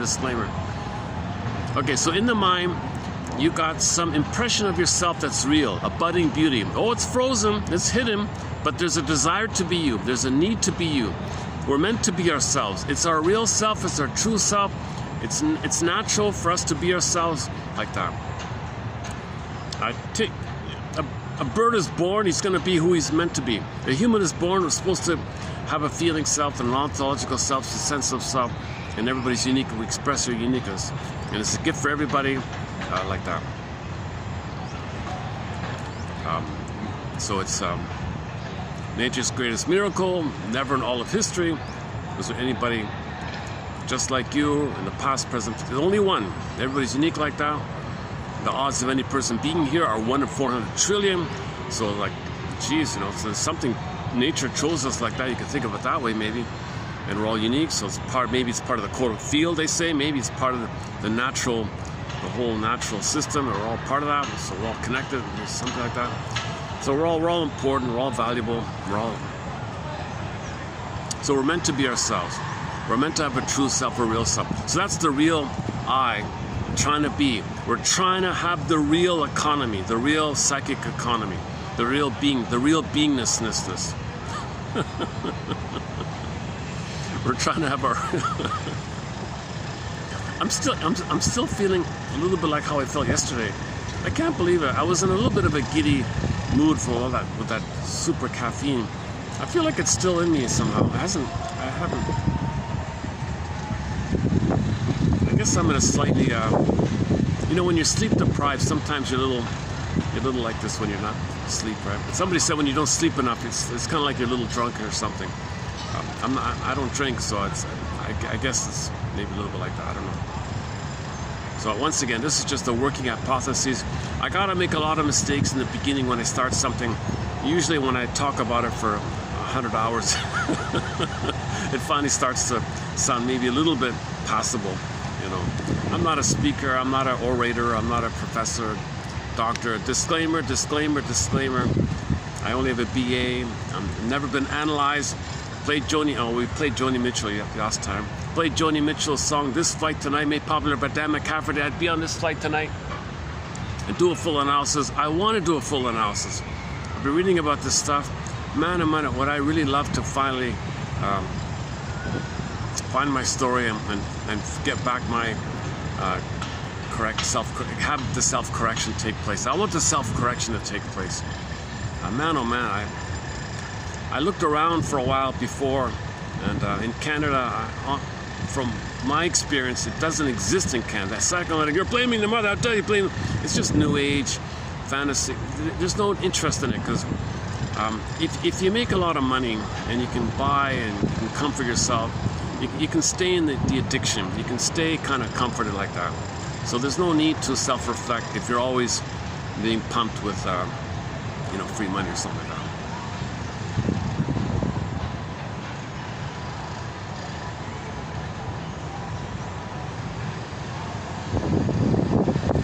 But the problem with that is that free money just siphons the real economy. So if you pump up too much money for the vampire economy, it sucks up the real economy. So if people are in the vampire economy model, you're just I don't know. That's there might not be much incentive to know yourself if you're too busy, you know, amusing yourself nonstop or something. I don't know. Or you feel vindictive pride, Talionic pride. Yeah, I'm winning this time. You're not going to be the passive victim. The other's the passive victim. I'm the active aggressor. That's a Italianic feeling. So you're acting like this Schadenfreude. You're in the one-up status. The people suffering are you, which you don't want to know, and you pretend to be the mother who got the benefit of hurting the child. The mother gets a benefit when she exploits the child to comfort her. So people might be in that kind of mode. Okay, let's back up. Let's not go down that path. Okay, let's back up here. So we got a real self and an image in the mind. Let's just temporarily call it the vampire squid. And that's created by, it's a fusional condensation, fusional poofed thing. When you blend in, you plus together the mother's love starvation, love hunger, attachment craving, attachment yearning, constant craving, constant yearning, this desperation to get love. She never got it. She's turning to the child for babies in rage, babies in rage. You take the baby's rage, mother's love hunger. You put those two together, poof. Okay, a psychic vampire squid is siphoning you. Okay, so in your mind, you got the vampire squid. You want to be you, but something's sucking you, demanding on you, gimme, gimme, you want to be me. So you want the real you, but something's preventing you, siphoning from you. It's hurting you. You're trying to be you, but it's painful to have this thing going on. So you got this inner conflict going on. So this inner conflict, okay, so we got two things going on. The real I that's trying to be, and the memory of the trauma and the vampire squid, and this ghost, this memory, the repetition compulsion, timelessness of fear, timelessness of anger, timelessness of need in the survival brain. It's going on like this, right? Call it the vampire or whatever you want, okay? And that's going on. Okay, so if that's going on in the mind, okay, then we're gonna create outwardly, in the outer world, our behavior and our activities are gonna be a reflection of this inside, as above, so below. So in the outer, we're going to create two economies. Okay, we're going to create the real economy that we see. That's the real self. That's the real self. So the real economy we see is kind of like the real self within. Okay, so, oh yeah, Main Street Wall. Okay, let's try that. Main Street, Wall Street. So we got a Main Street inside. That's the real self. And you got the Wall Street, you know, blocking you, wall, blocking you, gimme, gimme, siphoning, wall, separate, wall, you know, like, maybe like that, right? So you can, yeah, we can, let's experiment with that. So you got the real I, that's the Main Street, right? And then you got the vampire squid image, that's the Wall Street, right? So Main Street, Wall Street, real street, vampire thing. Does that work? Oh boy. Okay, hang on a sec. So in the outer world, we have Main Street, Wall Street, right? So that's an approximate analogy. It's analogous to that within we've got a main self, okay, and this vampire squid thing in the mind. Now in the outer world, what do all these Wall Streets do, right? They calculate scheme, insider trading, and they're going to plunder this company and make people think this and trick people to give and take, and you got to cut, and we'll trick them, we'll do this. You do all these little tricky little things. Okay, that's all about how do we get the debit note, the due or something, and then it's printed for you, and that they give it to them, so they print it to themselves basically. So they own the printing machine, they print it for themselves, but they got to keep busy. They got to find a way to keep it going. You see, we got to do something to know our inner side. See, we're doing these little games to know there's a game going on inside. The game inside is not a game, but this trauma inside. There's a traumatic thing on the outside. Now, yes, the confusion is, Mr. what's his name, Scott said, yes, there is a practical side to the service industry like that. So you might need help to mediate or something. It's very limited. He said that's just minor, that stuff. I mean, that should be kept to a minimum. And the financial economy is meant to support the real economy, not siphon from it, which is what we have here. And actually, you know what? Hang on a sec. Do I have it here? Let me see if I'm online here. Let me check my Wi-Fi. Let's see if I'm online. Hold on a sec. Let's go to Google. Hold on a sec. Let's type in the difference between Oh, here, it says right here. Financial economy parasitic. Hang on. Generating.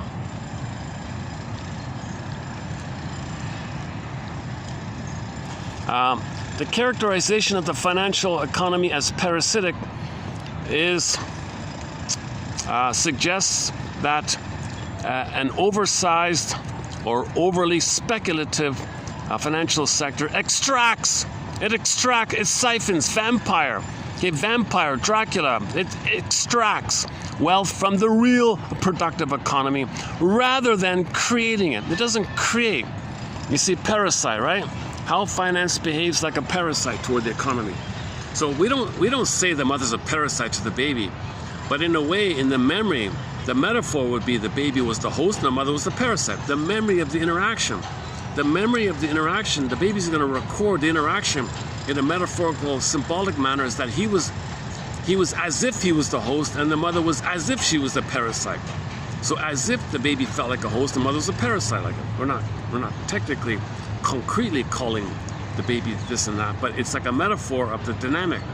So on the outer world, there's a metaphorical analogous dynamic. The real economy is the host, and then the people printing the money and playing this little shell game, printing shell game, print shell game, print shell game, print. Okay, that's the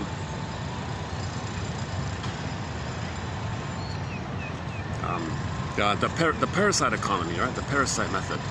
But here it is. We're trying to know our inner. If we're going to heal, we got to know the inner. We create on the outer a reflection of the inner so we can know the inner. So now if we can analyze and interpret that the reason there's two economies out there is because there's two things going on within. We want to be real, but the memory of mother's love, hunger, and our rage is going on within ourselves. Our anger for love, for the mother, is now attacking ourselves and mother's attacking us, and you put it together, our own voracious need, mother's need, put it together, anger, double anger, poof, you got a real monster in there. Dracula, take your pick. So you can see why it ends up being some kind of monster. It's just so exaggerated. And the baby's helpless and powerless, and mother's giantess in the nursery, all power, mother's baby's so small and helpless. From the baby's eyes, the mother's like a giant test in the nursery, so already like a monster, like Godzilla or something, you know, that kind of.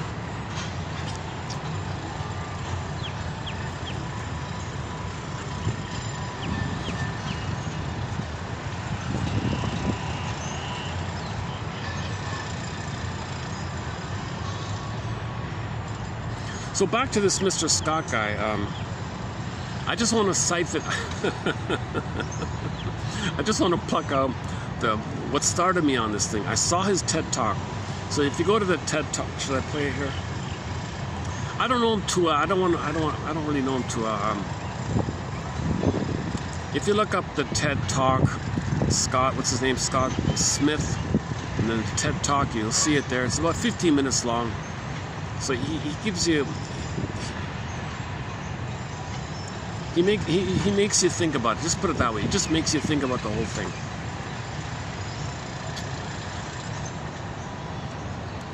So his so the provocative thing that he said was, since you have you see, okay, here we go. His argument is there's a real flaw in his argument because you're not respecting the inner psychology. When you heal the inner, Michael Jackson, tell them to listen to Michael Jackson's song Man in the Mirror. If you want the outer to get better, you got to heal the man in the mirror. Now that guy's on a lot of meds, so why does he look in the mirror himself? You know, kind of thing. I'm sorry, I don't want to be personal, but the idea is that if you want the outer, the message is if you want things to be better on the outside, you start with the man in the mirror. You look in the mirror, who do you see? You start with that person there. Start with the woman in the mirror or the man in the mirror. So look at yourself, look at your inner psychic structure, heal yourself, and that'll help towards an outer being healed to reflect the inner healed inner. There'll be a healed outer as there's more and more healed inners. He doesn't touch any of that stuff. He doesn't, from what I can tell, he doesn't touch any of that. I don't have his book. You can buy it online. It's for sale and all that. You can buy his book. Tale of Tale of Two Economies, A Tale of Two Economies. And it seems like he has an update. He revised it called Fixing the Economy or something like that. It's funny because the revised one is only in paperback. There's no digital. So it's very hard to get. Now you got to buy. And it's hard to find his, when you search around, it doesn't show up easily. You got to really dig around. So there seems to be a bit of it seems like there's a bit of a shadow ban on him. Although he's a member of the plunder system, although he is part of the parasitic, at the same time, he's slightly shadow banned, although he's free, but there's a bit of, I'm not really sure.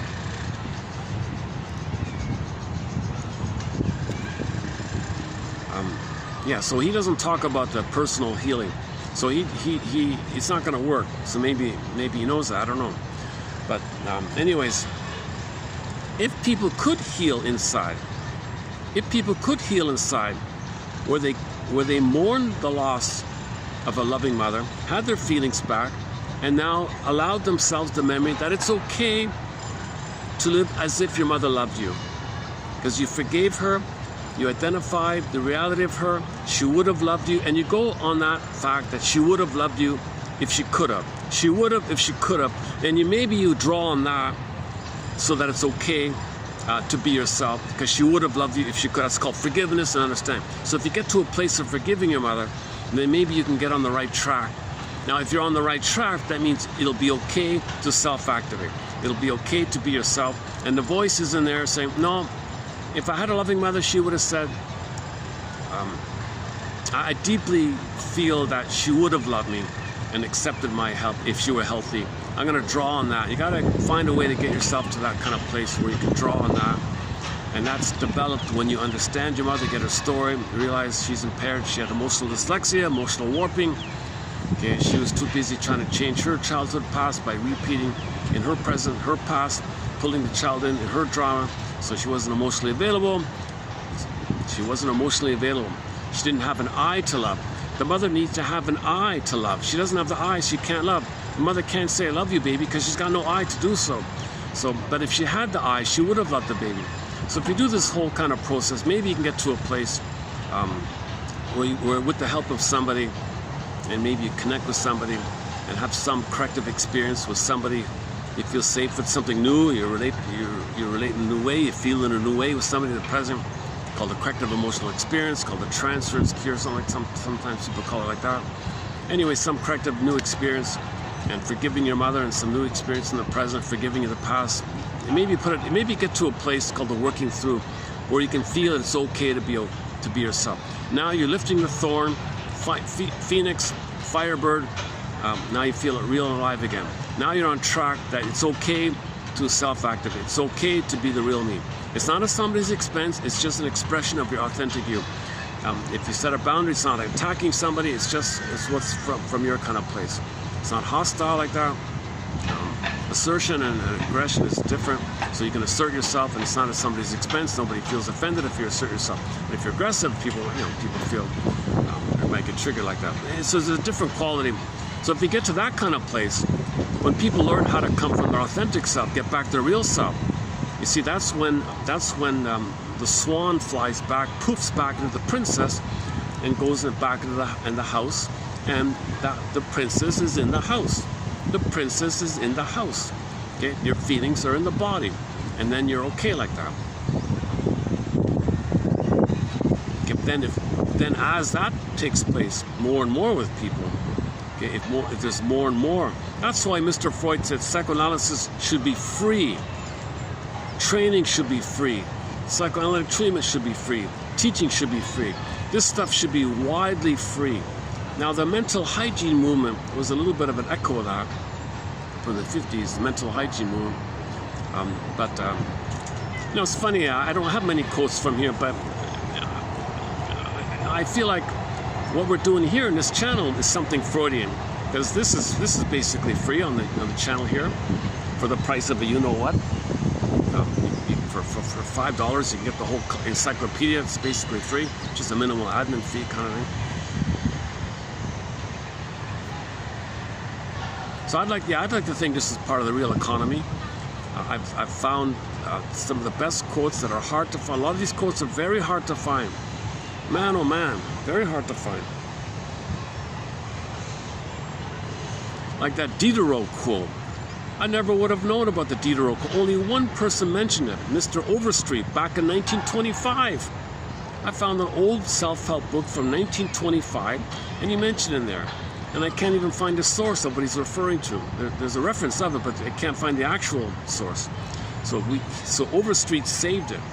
And the only other reference to it is here in this channel like that. So you're finding hard to find quotes here. And these gems, these rare, hard to find quotes, many of them are here in this channel. Analytic quotes from TV shows and films are all here. Many of them are here. Right? Route 66, Judge for the Defense, Drop Dead Diva, you know, the Stony Brook Show, the Twilight Zone, lots from the Twilight Zone. Sprinkled like from comedies and sitcoms and old shows and new shows. Not so many from the new show. I don't watch the new shows, but there's a lot of good classic shows that were written by analytic scriptwriters. So those quotes there. That's maybe the most fun part of the collection. Those TV show quotes and film quotes.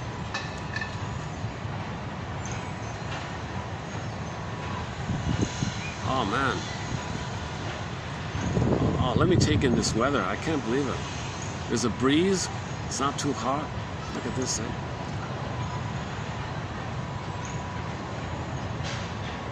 Hold a second.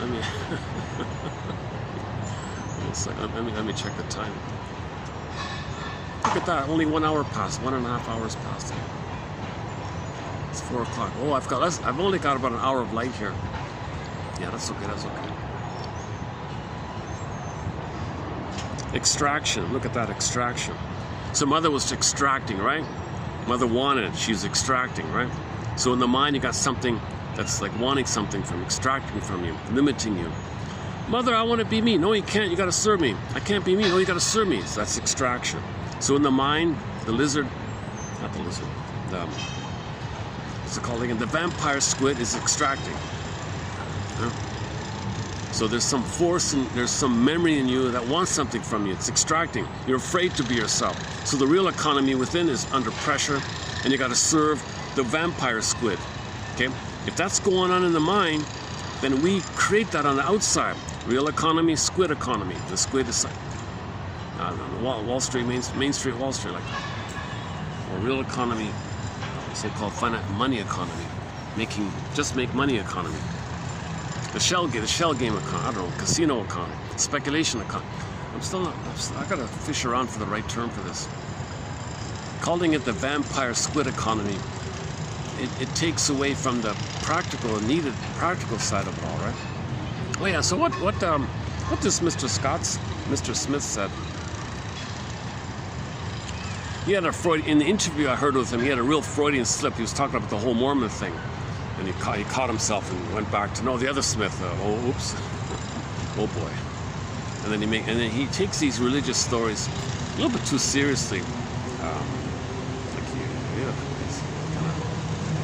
There's something really going on there. He's brilliant in other ways, but anyways, according to this Mr. Smith guy, no relation to Adam Smith or this fanatical religious thing. That's that thing with the Mormon. Go to YouTube. Listen to the comedian. What's her name? Oh boy. Okay, there's a singer who just passed away, Jill Sobule. She just passed. That's why I know about it. A singer, the young lady who sang the song. Oh boy. So I want to be a supermodel. Is that a supermodel or something? She's like a one-hit wonder, a two-hit wonder, or something like that. This woman, this very bright, funny kind of lady, Jill Sobule.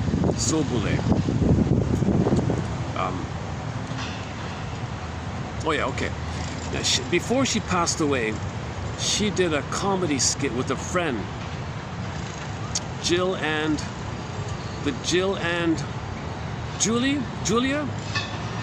Sweeney, Julie Sweeney. Okay, if you check out Jill Sobule, the folk singer who sang the song Supermodel, look for her and her friend doing a show, like a comedy show, where she would sing with the guitar and her friend would tell some kind of story. That woman there, her name is Sweeney, I think, Julia Sweeney, is that right? She has a comedy thing about the whole Mormon thing. Man, oh man, is it disturbing stuff? Holy, unbelievable.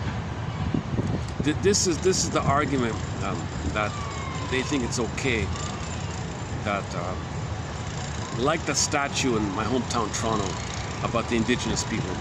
Unbelievable.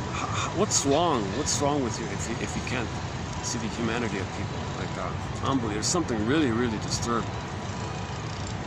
I don't know. Across.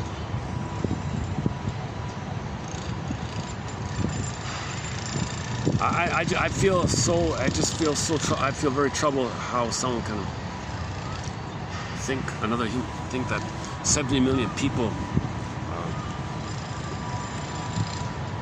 Oh boy. Okay. Anyways, she has a convenient 5-minute spiel about the whole Mormon thing, and how psychotic and delusional it is. And she makes jokes about it, like she's trying to tell you the story in a humorous way, because she said that she had them come to her house, and she obliged them and heard the whole story, and she relayed the experience. It's unbelievable what these kids believe. It's unbelievable what they believe. And it seems like this hedge fund guy believes it as well. See, when you believe crazy things, okay, when you believe like cult-like, really out of the world cult-like things, like alien cult-like, superior alien, when you believe these kind of things, okay, the pain you feel creates it. Okay? Because the wilder the belief, Janov says, the more it allows you to repress the pain. The more of these erratic, cult-like, crazy beliefs, okay, the more those beliefs allow you to push back the pain. And that guy's on a lot of meds, I think. So he's pushing back the pain. It's not even enough. He's got to believe, fanatical religious, and he's got to be on meds. This man has a lot of pain, obviously. Yeah? And it's the pain that compels you to believe things, and the belief pushes the pain, not knowing that the pain creates the belief.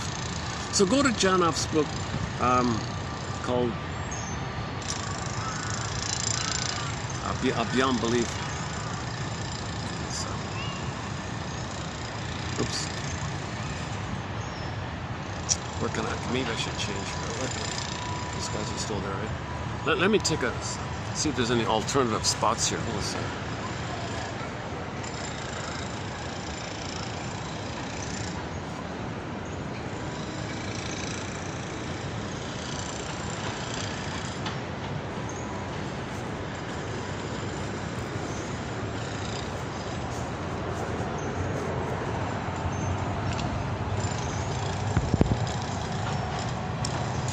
I'm gonna maybe start to wipe. It gets busier as it's just gonna keep getting busier from now on. So let's start to wind down here. Yeah. Okay. Go to here's a good example. That book by Arthur Janov, just before he passed away in his 80s, he wrote one of his best books at the very end of his life, called Beyond Belief. Very hard to find book, and we posted some of the best quotes. I finally got it and posted some of the best quotes from it.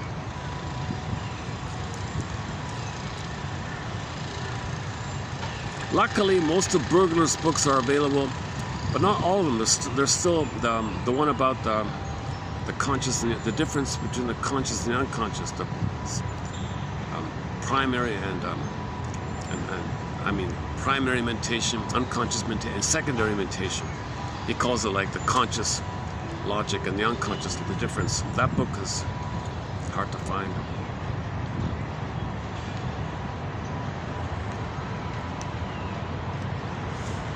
Okay,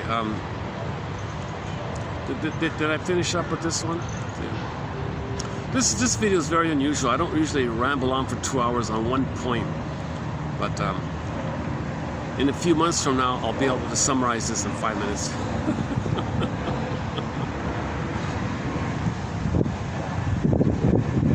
Oh yeah, okay.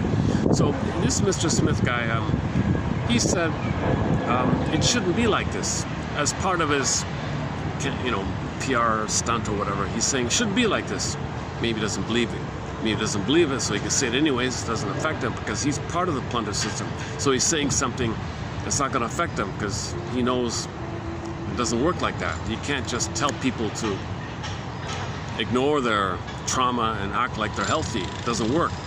So he says, so he bypasses all that.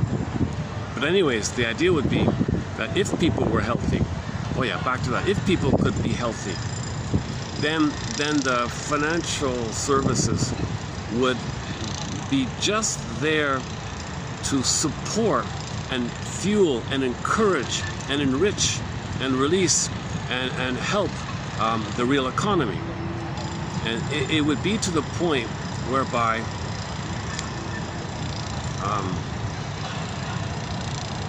if that's the case, the math works out where everybody on the planet, he says, makes 24 grand a year as a universal basic income, he said. Piece of cake. He said piece of cake. Plus school, health, education and health and basic services are all free. There's no taxes, there's no school tax or income tax or any kind, there's no zilch. There's like a minimal, like a micro fee just to, make things, to weave things along. There's just like a micro fee, but it's not like taken away from you. So that could happen. So if we were healthy, we would be in a place where everyone would have their basic needs met. There'd be so much creativity and productivity. All the creative talents would be released. Anybody needs support, like extra money, they can get it at no interest. So if they have a business idea, they can get the money easy, and there'd be no interest on it. So there'd be no interest. Oh yeah, there's no interest. There's no. Oh yeah, so interest doesn't exist. So there wouldn't be any kind of interest like that. So the financial services industry is just to support the real economy. Just like a loving mother voice said, I love you, baby, be yourself, be you, I accept you, go for it, I'm here for you, I got your back, I love you. And you got that kind of soothing voice called the holding interject, the internalized good object, the soothing interject. A lot of people don't have the soothing interject. If the baby comes on the scene and he's ripped away from the cord, you got a monster in mind. There's no soothing interject.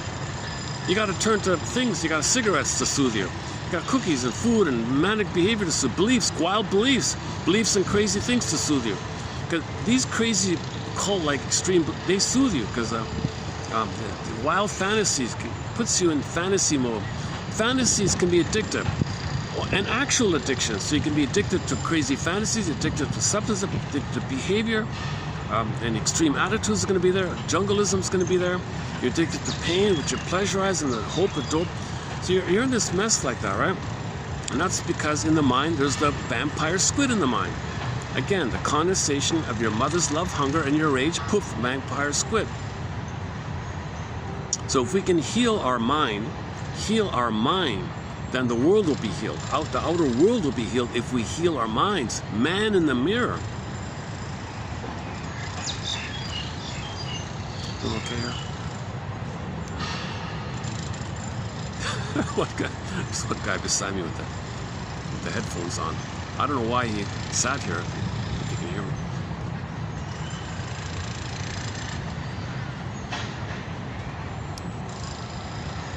Man, oh man, this is a nice fresh view.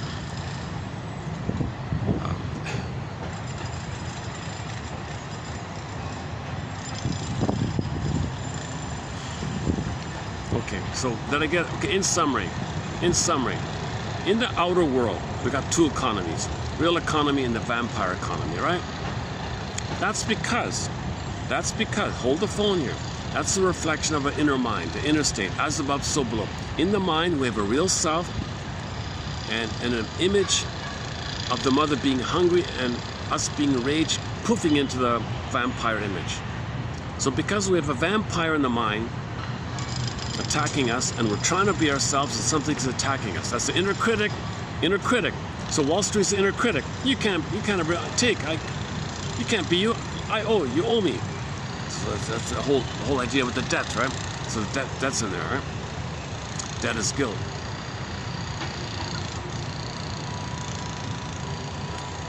So mother says to the baby, you owe me. I owe you? That's why you owe me. I'm not your mother who failed you. I don't care. You owe me. Whoa.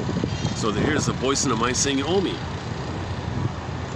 So in the outer world, you got people saying you owe us. You owe me. So they print it for themselves and suck the real economy like that. And now one, oh my God, what was it?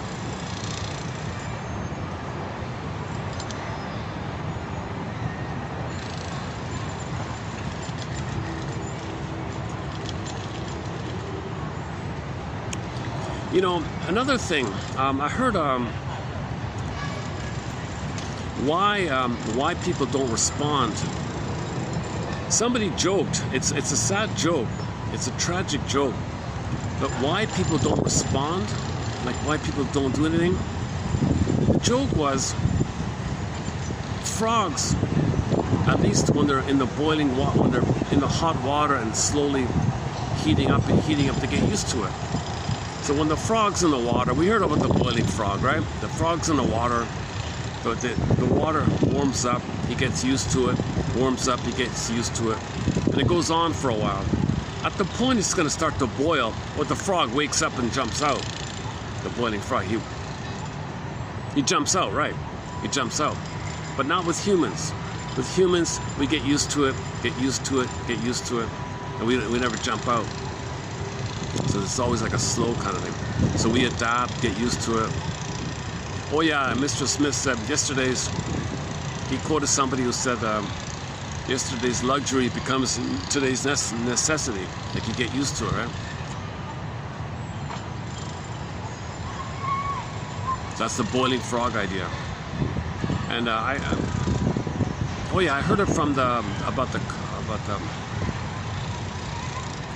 I heard some professor talk about it in another context about why people don't do anything. Well, it's the boiling frog thing. You get used to it, you adapt, you get used to it, you get adapt, and then it's kind of like, oh, it might be too late, kind of. At least the frog jumps out, you know.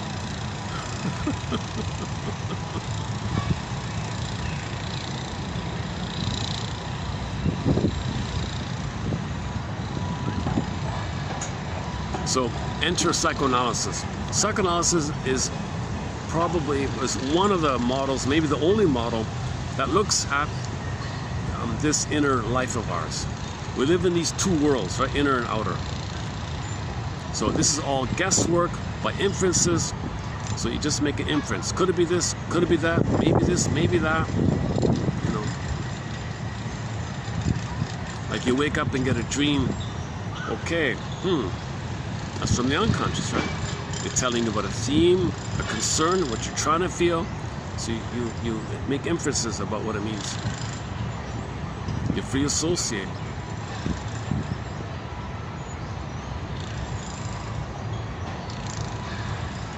That guy, he probably didn't want to reveal or leak out his fanatical, extreme religious belief, but it blurped out. And he caught himself and he stopped it, like he pretended it didn't happen. I heard him. Whoa. And the interviewer didn't pick up on it. I was very disappointed by that. Oh man, you missed something. You really missed it. Huh? Well, tell us more about that. That's a Freudian slip. What's your name? I didn't know this about the story of the Utah thing. I didn't know that. My goodness.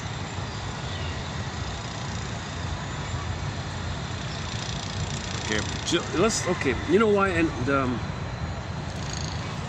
oh yeah, why don't we play her? We can play one of her The song I saw of hers is called Cinnamon something. Cinnamon Park, is that it? Okay, why don't we play this Jill woman? Yeah, so she just passed away, right? I never knew of her, to tell you the truth. Oh, Jill and Julia show. Look up the Jill and Julia show, that Julia one. And then look up her. She gives a speech about the Mormon thing.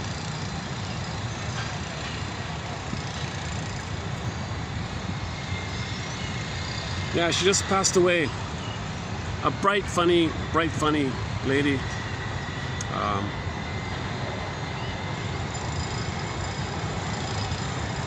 There's an introductory preamble, and then she sings the song. Oh, sorry.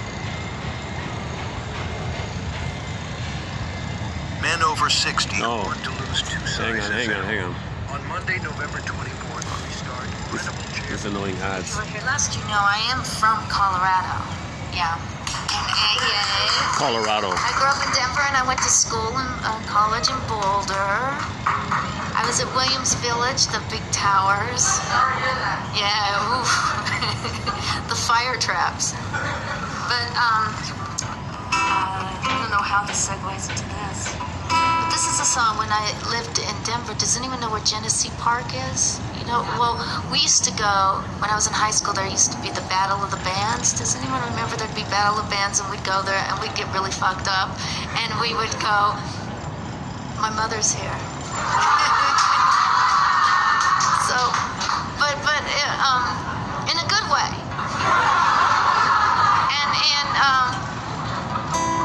And this is a song thinking about how great those days were back when you didn't have a job. It didn't matter what you did.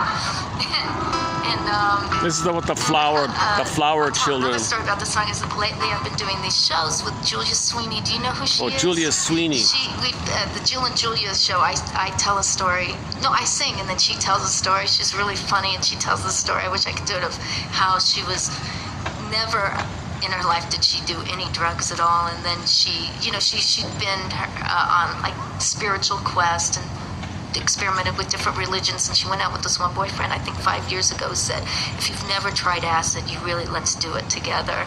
And she tells the story of doing it, where she goes, and it was the most amazing thing. She was like, he played the bongos, and it was the most amazing bongo playing, and we kissed. It was the most amazing kiss, and we listened to Vivaldi's Four Seasons, and it was just, I could see the orchestra around me, and I really saw what he was saying. That was the most incredible spiritual body, soul, and mind, and that was 5 minutes.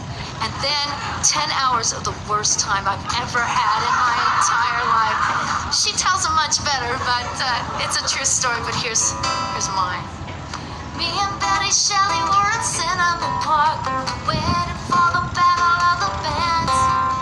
Betty's older brother had a bad reputation in a waterbed in his van. Hey, Jill, it's so I got something for you, something that'll blow your mind.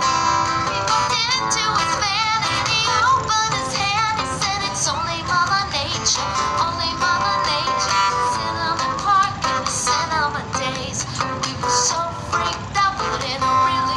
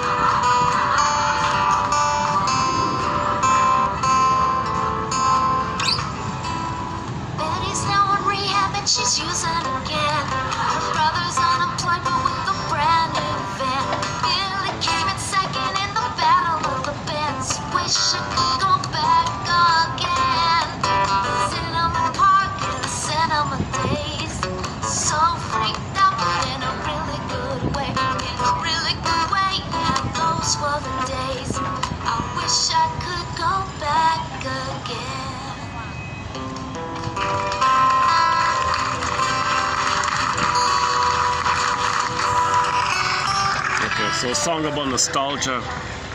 Wish she could be back teenager time. Teenager in the 60s in that area. Yeah, I forgot what the song was about. I forgot about that. But I remembered her friend, the Julia one, about that.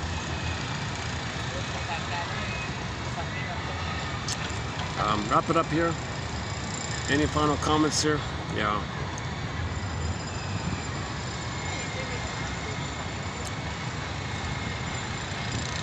Man, oh man, right? So the more people heal, the more they have a real self, the more there'll be a real economy out there.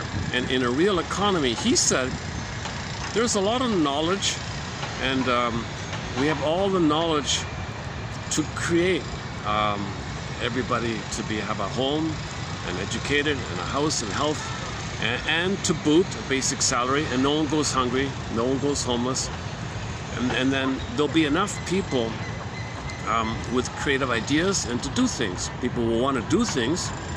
Maybe some are lazy or whatever, fine, doesn't no problem. There's no, yeah, by the way, there won't be any like welfare things like that, because everyone's got the basic thing, right? And then people who do jobs, that's a bonus for them. People have businesses, they'll give you money for your business, and you only lose, you're not punished too much. So the odds are there's going to be a lot of unleashed immense creativity. There's an immense amount of potential and creativity if people are given the chance, right?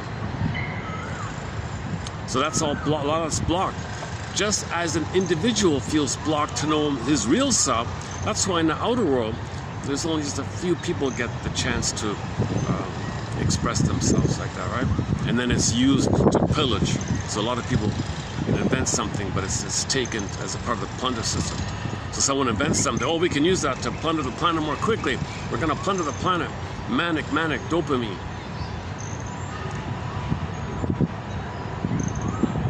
I just felt surprised at the idea that according to the math, everybody can have $24,000 a year salary, universal basic income for all, whatever, 10 billion, whatever, 10 billion, 20 billion, doesn't matter. Because there'll be nothing,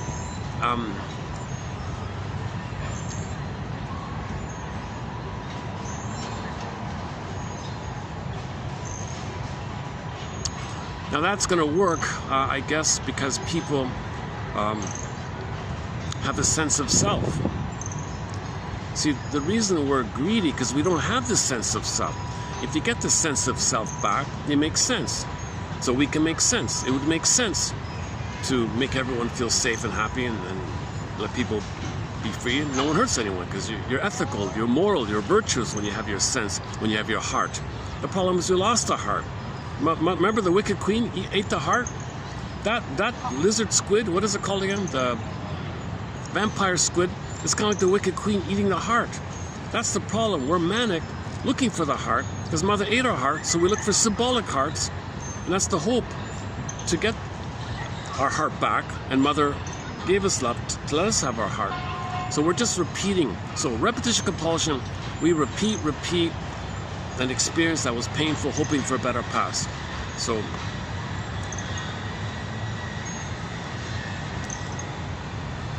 I think a big piece of this healing journey is this nonsense. Play Carl Sagan and Bruce Cockburn. When are you going to realize that you're a human being with the shade of beige or a shade of brown tone of skin? This psychotic disturbance of not seeing somebody as a human being with the shade of beige or with the shade of brown. And I got a feeling. Okay, so look up Carl Sagan's clip called The Reassuring Fable, and Bruce Cockburn's live, not the studio, the live one of Stolen Land.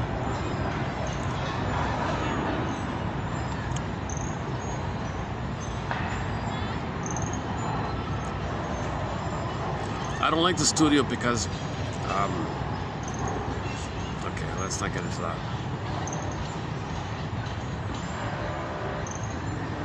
Yeah, so the name of the song, Stolen Land. Well, the child felt his inner land was stolen, his inner home was stolen, his inner embodiment, his inner home, his inner land stolen. Mother stole it, vampire mother stole it, right?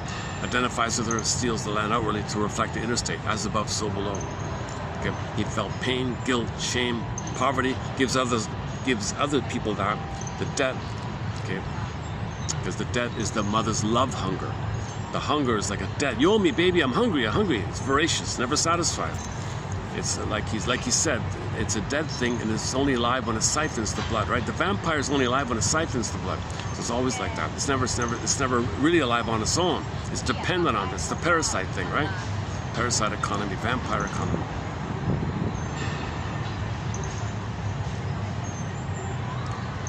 Okay, so at some point, I think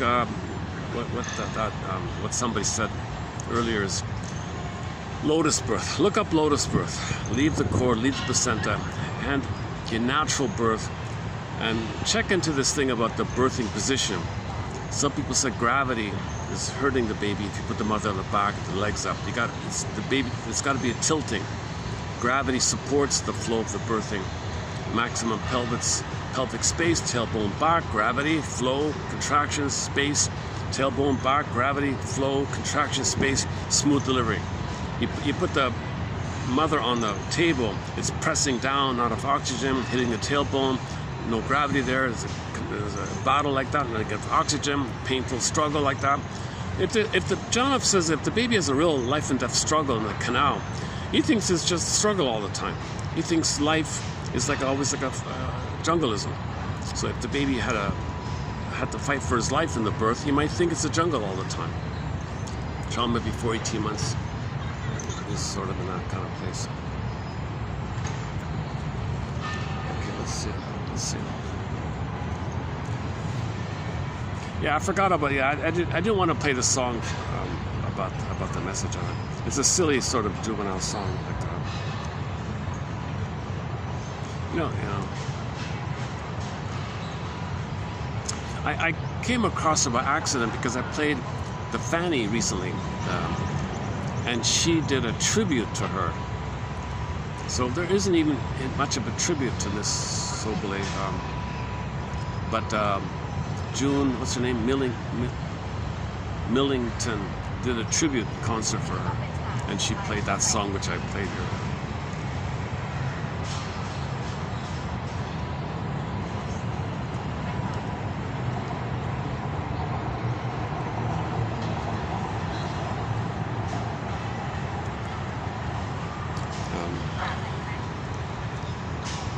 Oh, Julia Sweeney. Oh, the woman, Julia Sweeney.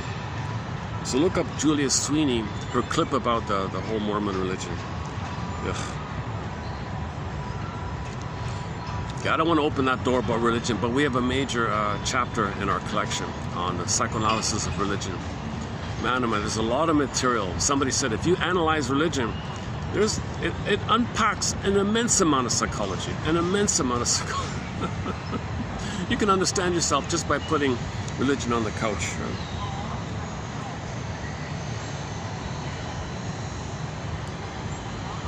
Okay, so let me just comment. Mel D. Faber. Does it show up here? Yes. Mel, get his book called The Psychological Roots of Religious Belief. Does it show up here? Okay, hang on. Here he is. Yeah, here's the obituary. Now there's the guy there. Mel D. Faber. That guy there.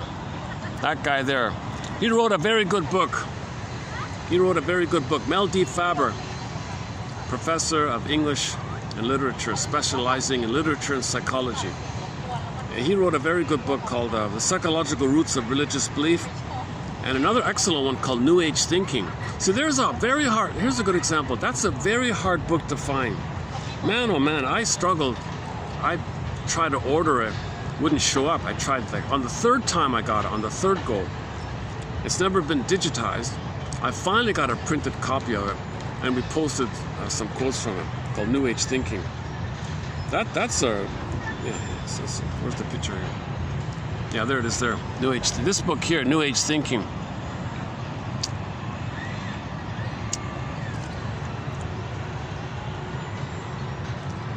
(1996). I think that was the last book. Yeah, here it is here. New Age Thinking. A psychoanalytic critique of the New Age movement. Yeah, there it is there. Yeah, that one there. That's a great. That's a pretty good book. And the other one is the religious belief one.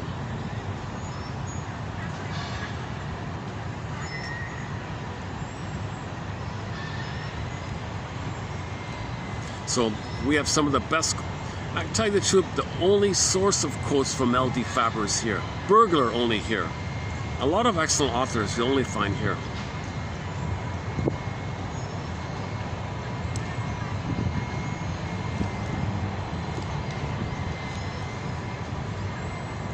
I have a confession, you know, the moment he said that, everybody gets 24 grand. Well, it's fine, but I'd love that. That would,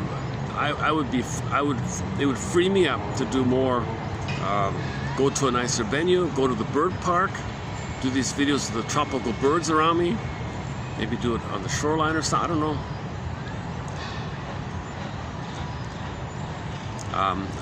I'm hoping I'll get a sponsor for this channel. Somebody would have to be very visionary to support this material, because I'm not a perfect. My presentation skills has a long way to go. I would do it. The first thing I would do if I had an income, I would do an analysis. I would get an analysis done, and then I would present more calmly. And then there might be more interest in this. Right? You know, when I post shorts here, YouTube says you can choose the thumbnail. But when I post shorts, it's not there. So it just randomly picks the most stressed, strained look at my face. So I'll post a short, and you'll see a picture of me, you know, like if I make a grimace expression, it'll show that. So most of the shorts, it's unflattering, and if people see that, what's this? This guy he's too stressed out or something. I don't want to hear this. So it's a real challenge to see if somehow you can focus on the content, the material, and forgive me for not being... That's why the quotes are posted. That's the main thing. So go to the description box for each video. You'll get the quotes in each video like that. Or better yet, get the file through the link there. Price of a coffee, right?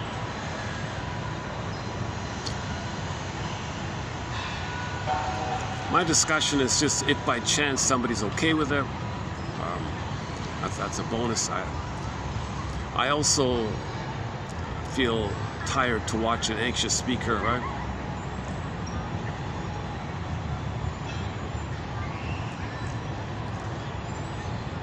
On occasion, I'll post a short, and it gets, 100 views or something like that.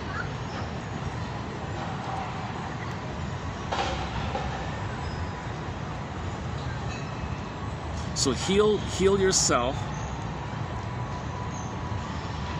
to the point where you feel okay to be yourself. Okay? Then in the outer world, it'll be okay to have the real economy for everybody around the world. No one's plundering anybody. No plundering, no pillaging. Okay? So the plunder system is the parasitic thing, right? Obviously. So you got 80% of the people being plundered, the host, and you got 20% the kind of thing. It's ballpark.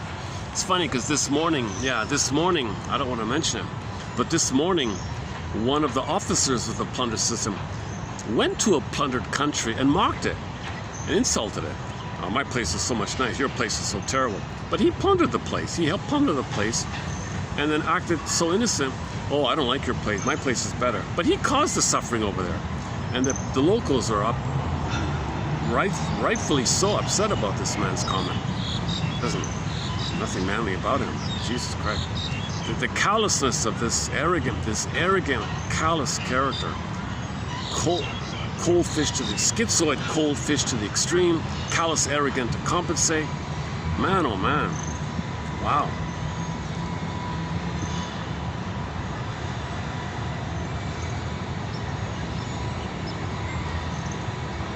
there's somebody who would never be happy. That person I'm thinking about would have to spend a lot of time on the couch, do a self-scrutiny. But he's probably addicted. He's addicted to narcissism, addicted to being the mother, shaming others the way the mother shamed him because he's married to mom. That guy I'm thinking of, I won't name him, he's married to mother, for sure. Married to mom. He is the mother. Others are him, treats others the way the mother treated him, and then poof, flips it, hates his mother, hates the ones he just shamed. He made the Faustian deal, the Faustian bargain. So there's a real coldness and an arrogance about, and he said something openly in a place that he helped to pillage and plunder, and there's a lot of poverty and deprivation there. Maybe he's just checking up on it, or are we siphoning? Can we siphon more? So he saw all the siphoning. We can't siphon anymore. We siphoned all we could. Oh, I hate this place. I'm so happy to go back home. My place is so nice. Your place is such a, you know what?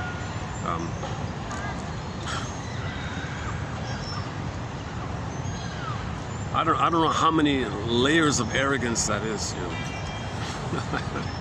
My goodness.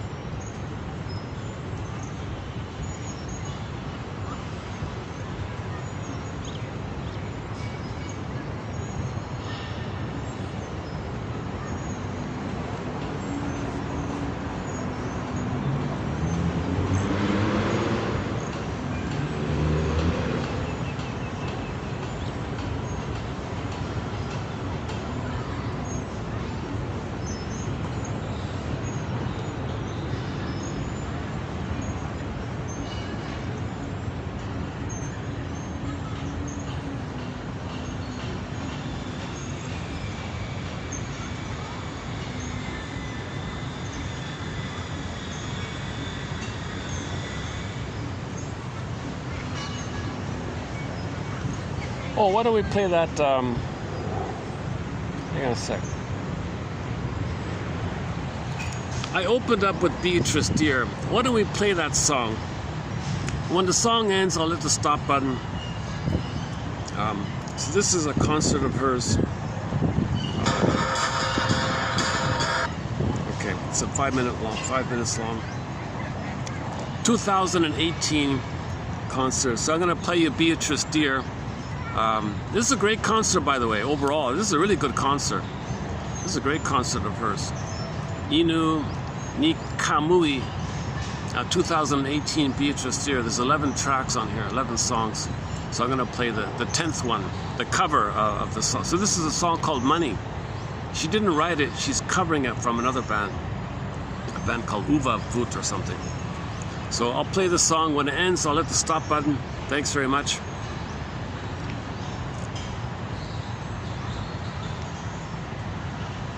I have no idea what the lyrics are. I don't speak the language, unfortunately. So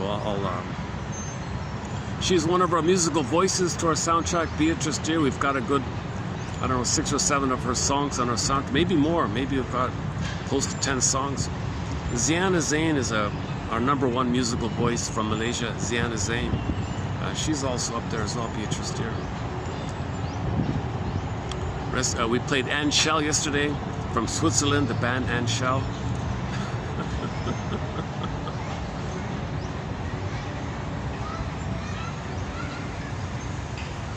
Okay, your mission.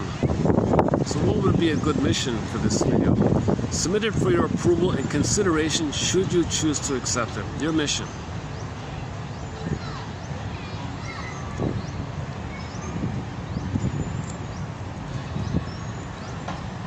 Could there be some kind of reference parallel of the outer world, whereby in the outer world we have the real economy, the actual true economy we all know about, Okay, the Main Street, and the parasitic Wall Street stuff. Okay, minus the useful side of it, but 90% or more than 90% of what they do is the siphoning, the squid one, the siphoning.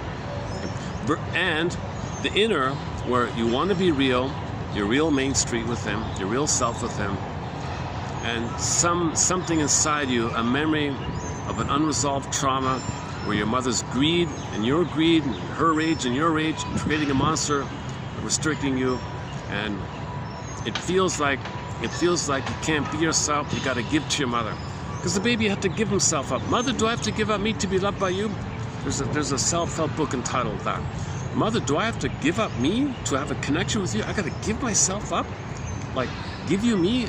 You don't give to me. I got to give myself to you wholly. So there's, in the mind, it's going to be like that. The self is diminished or restricted, and this voice is going on.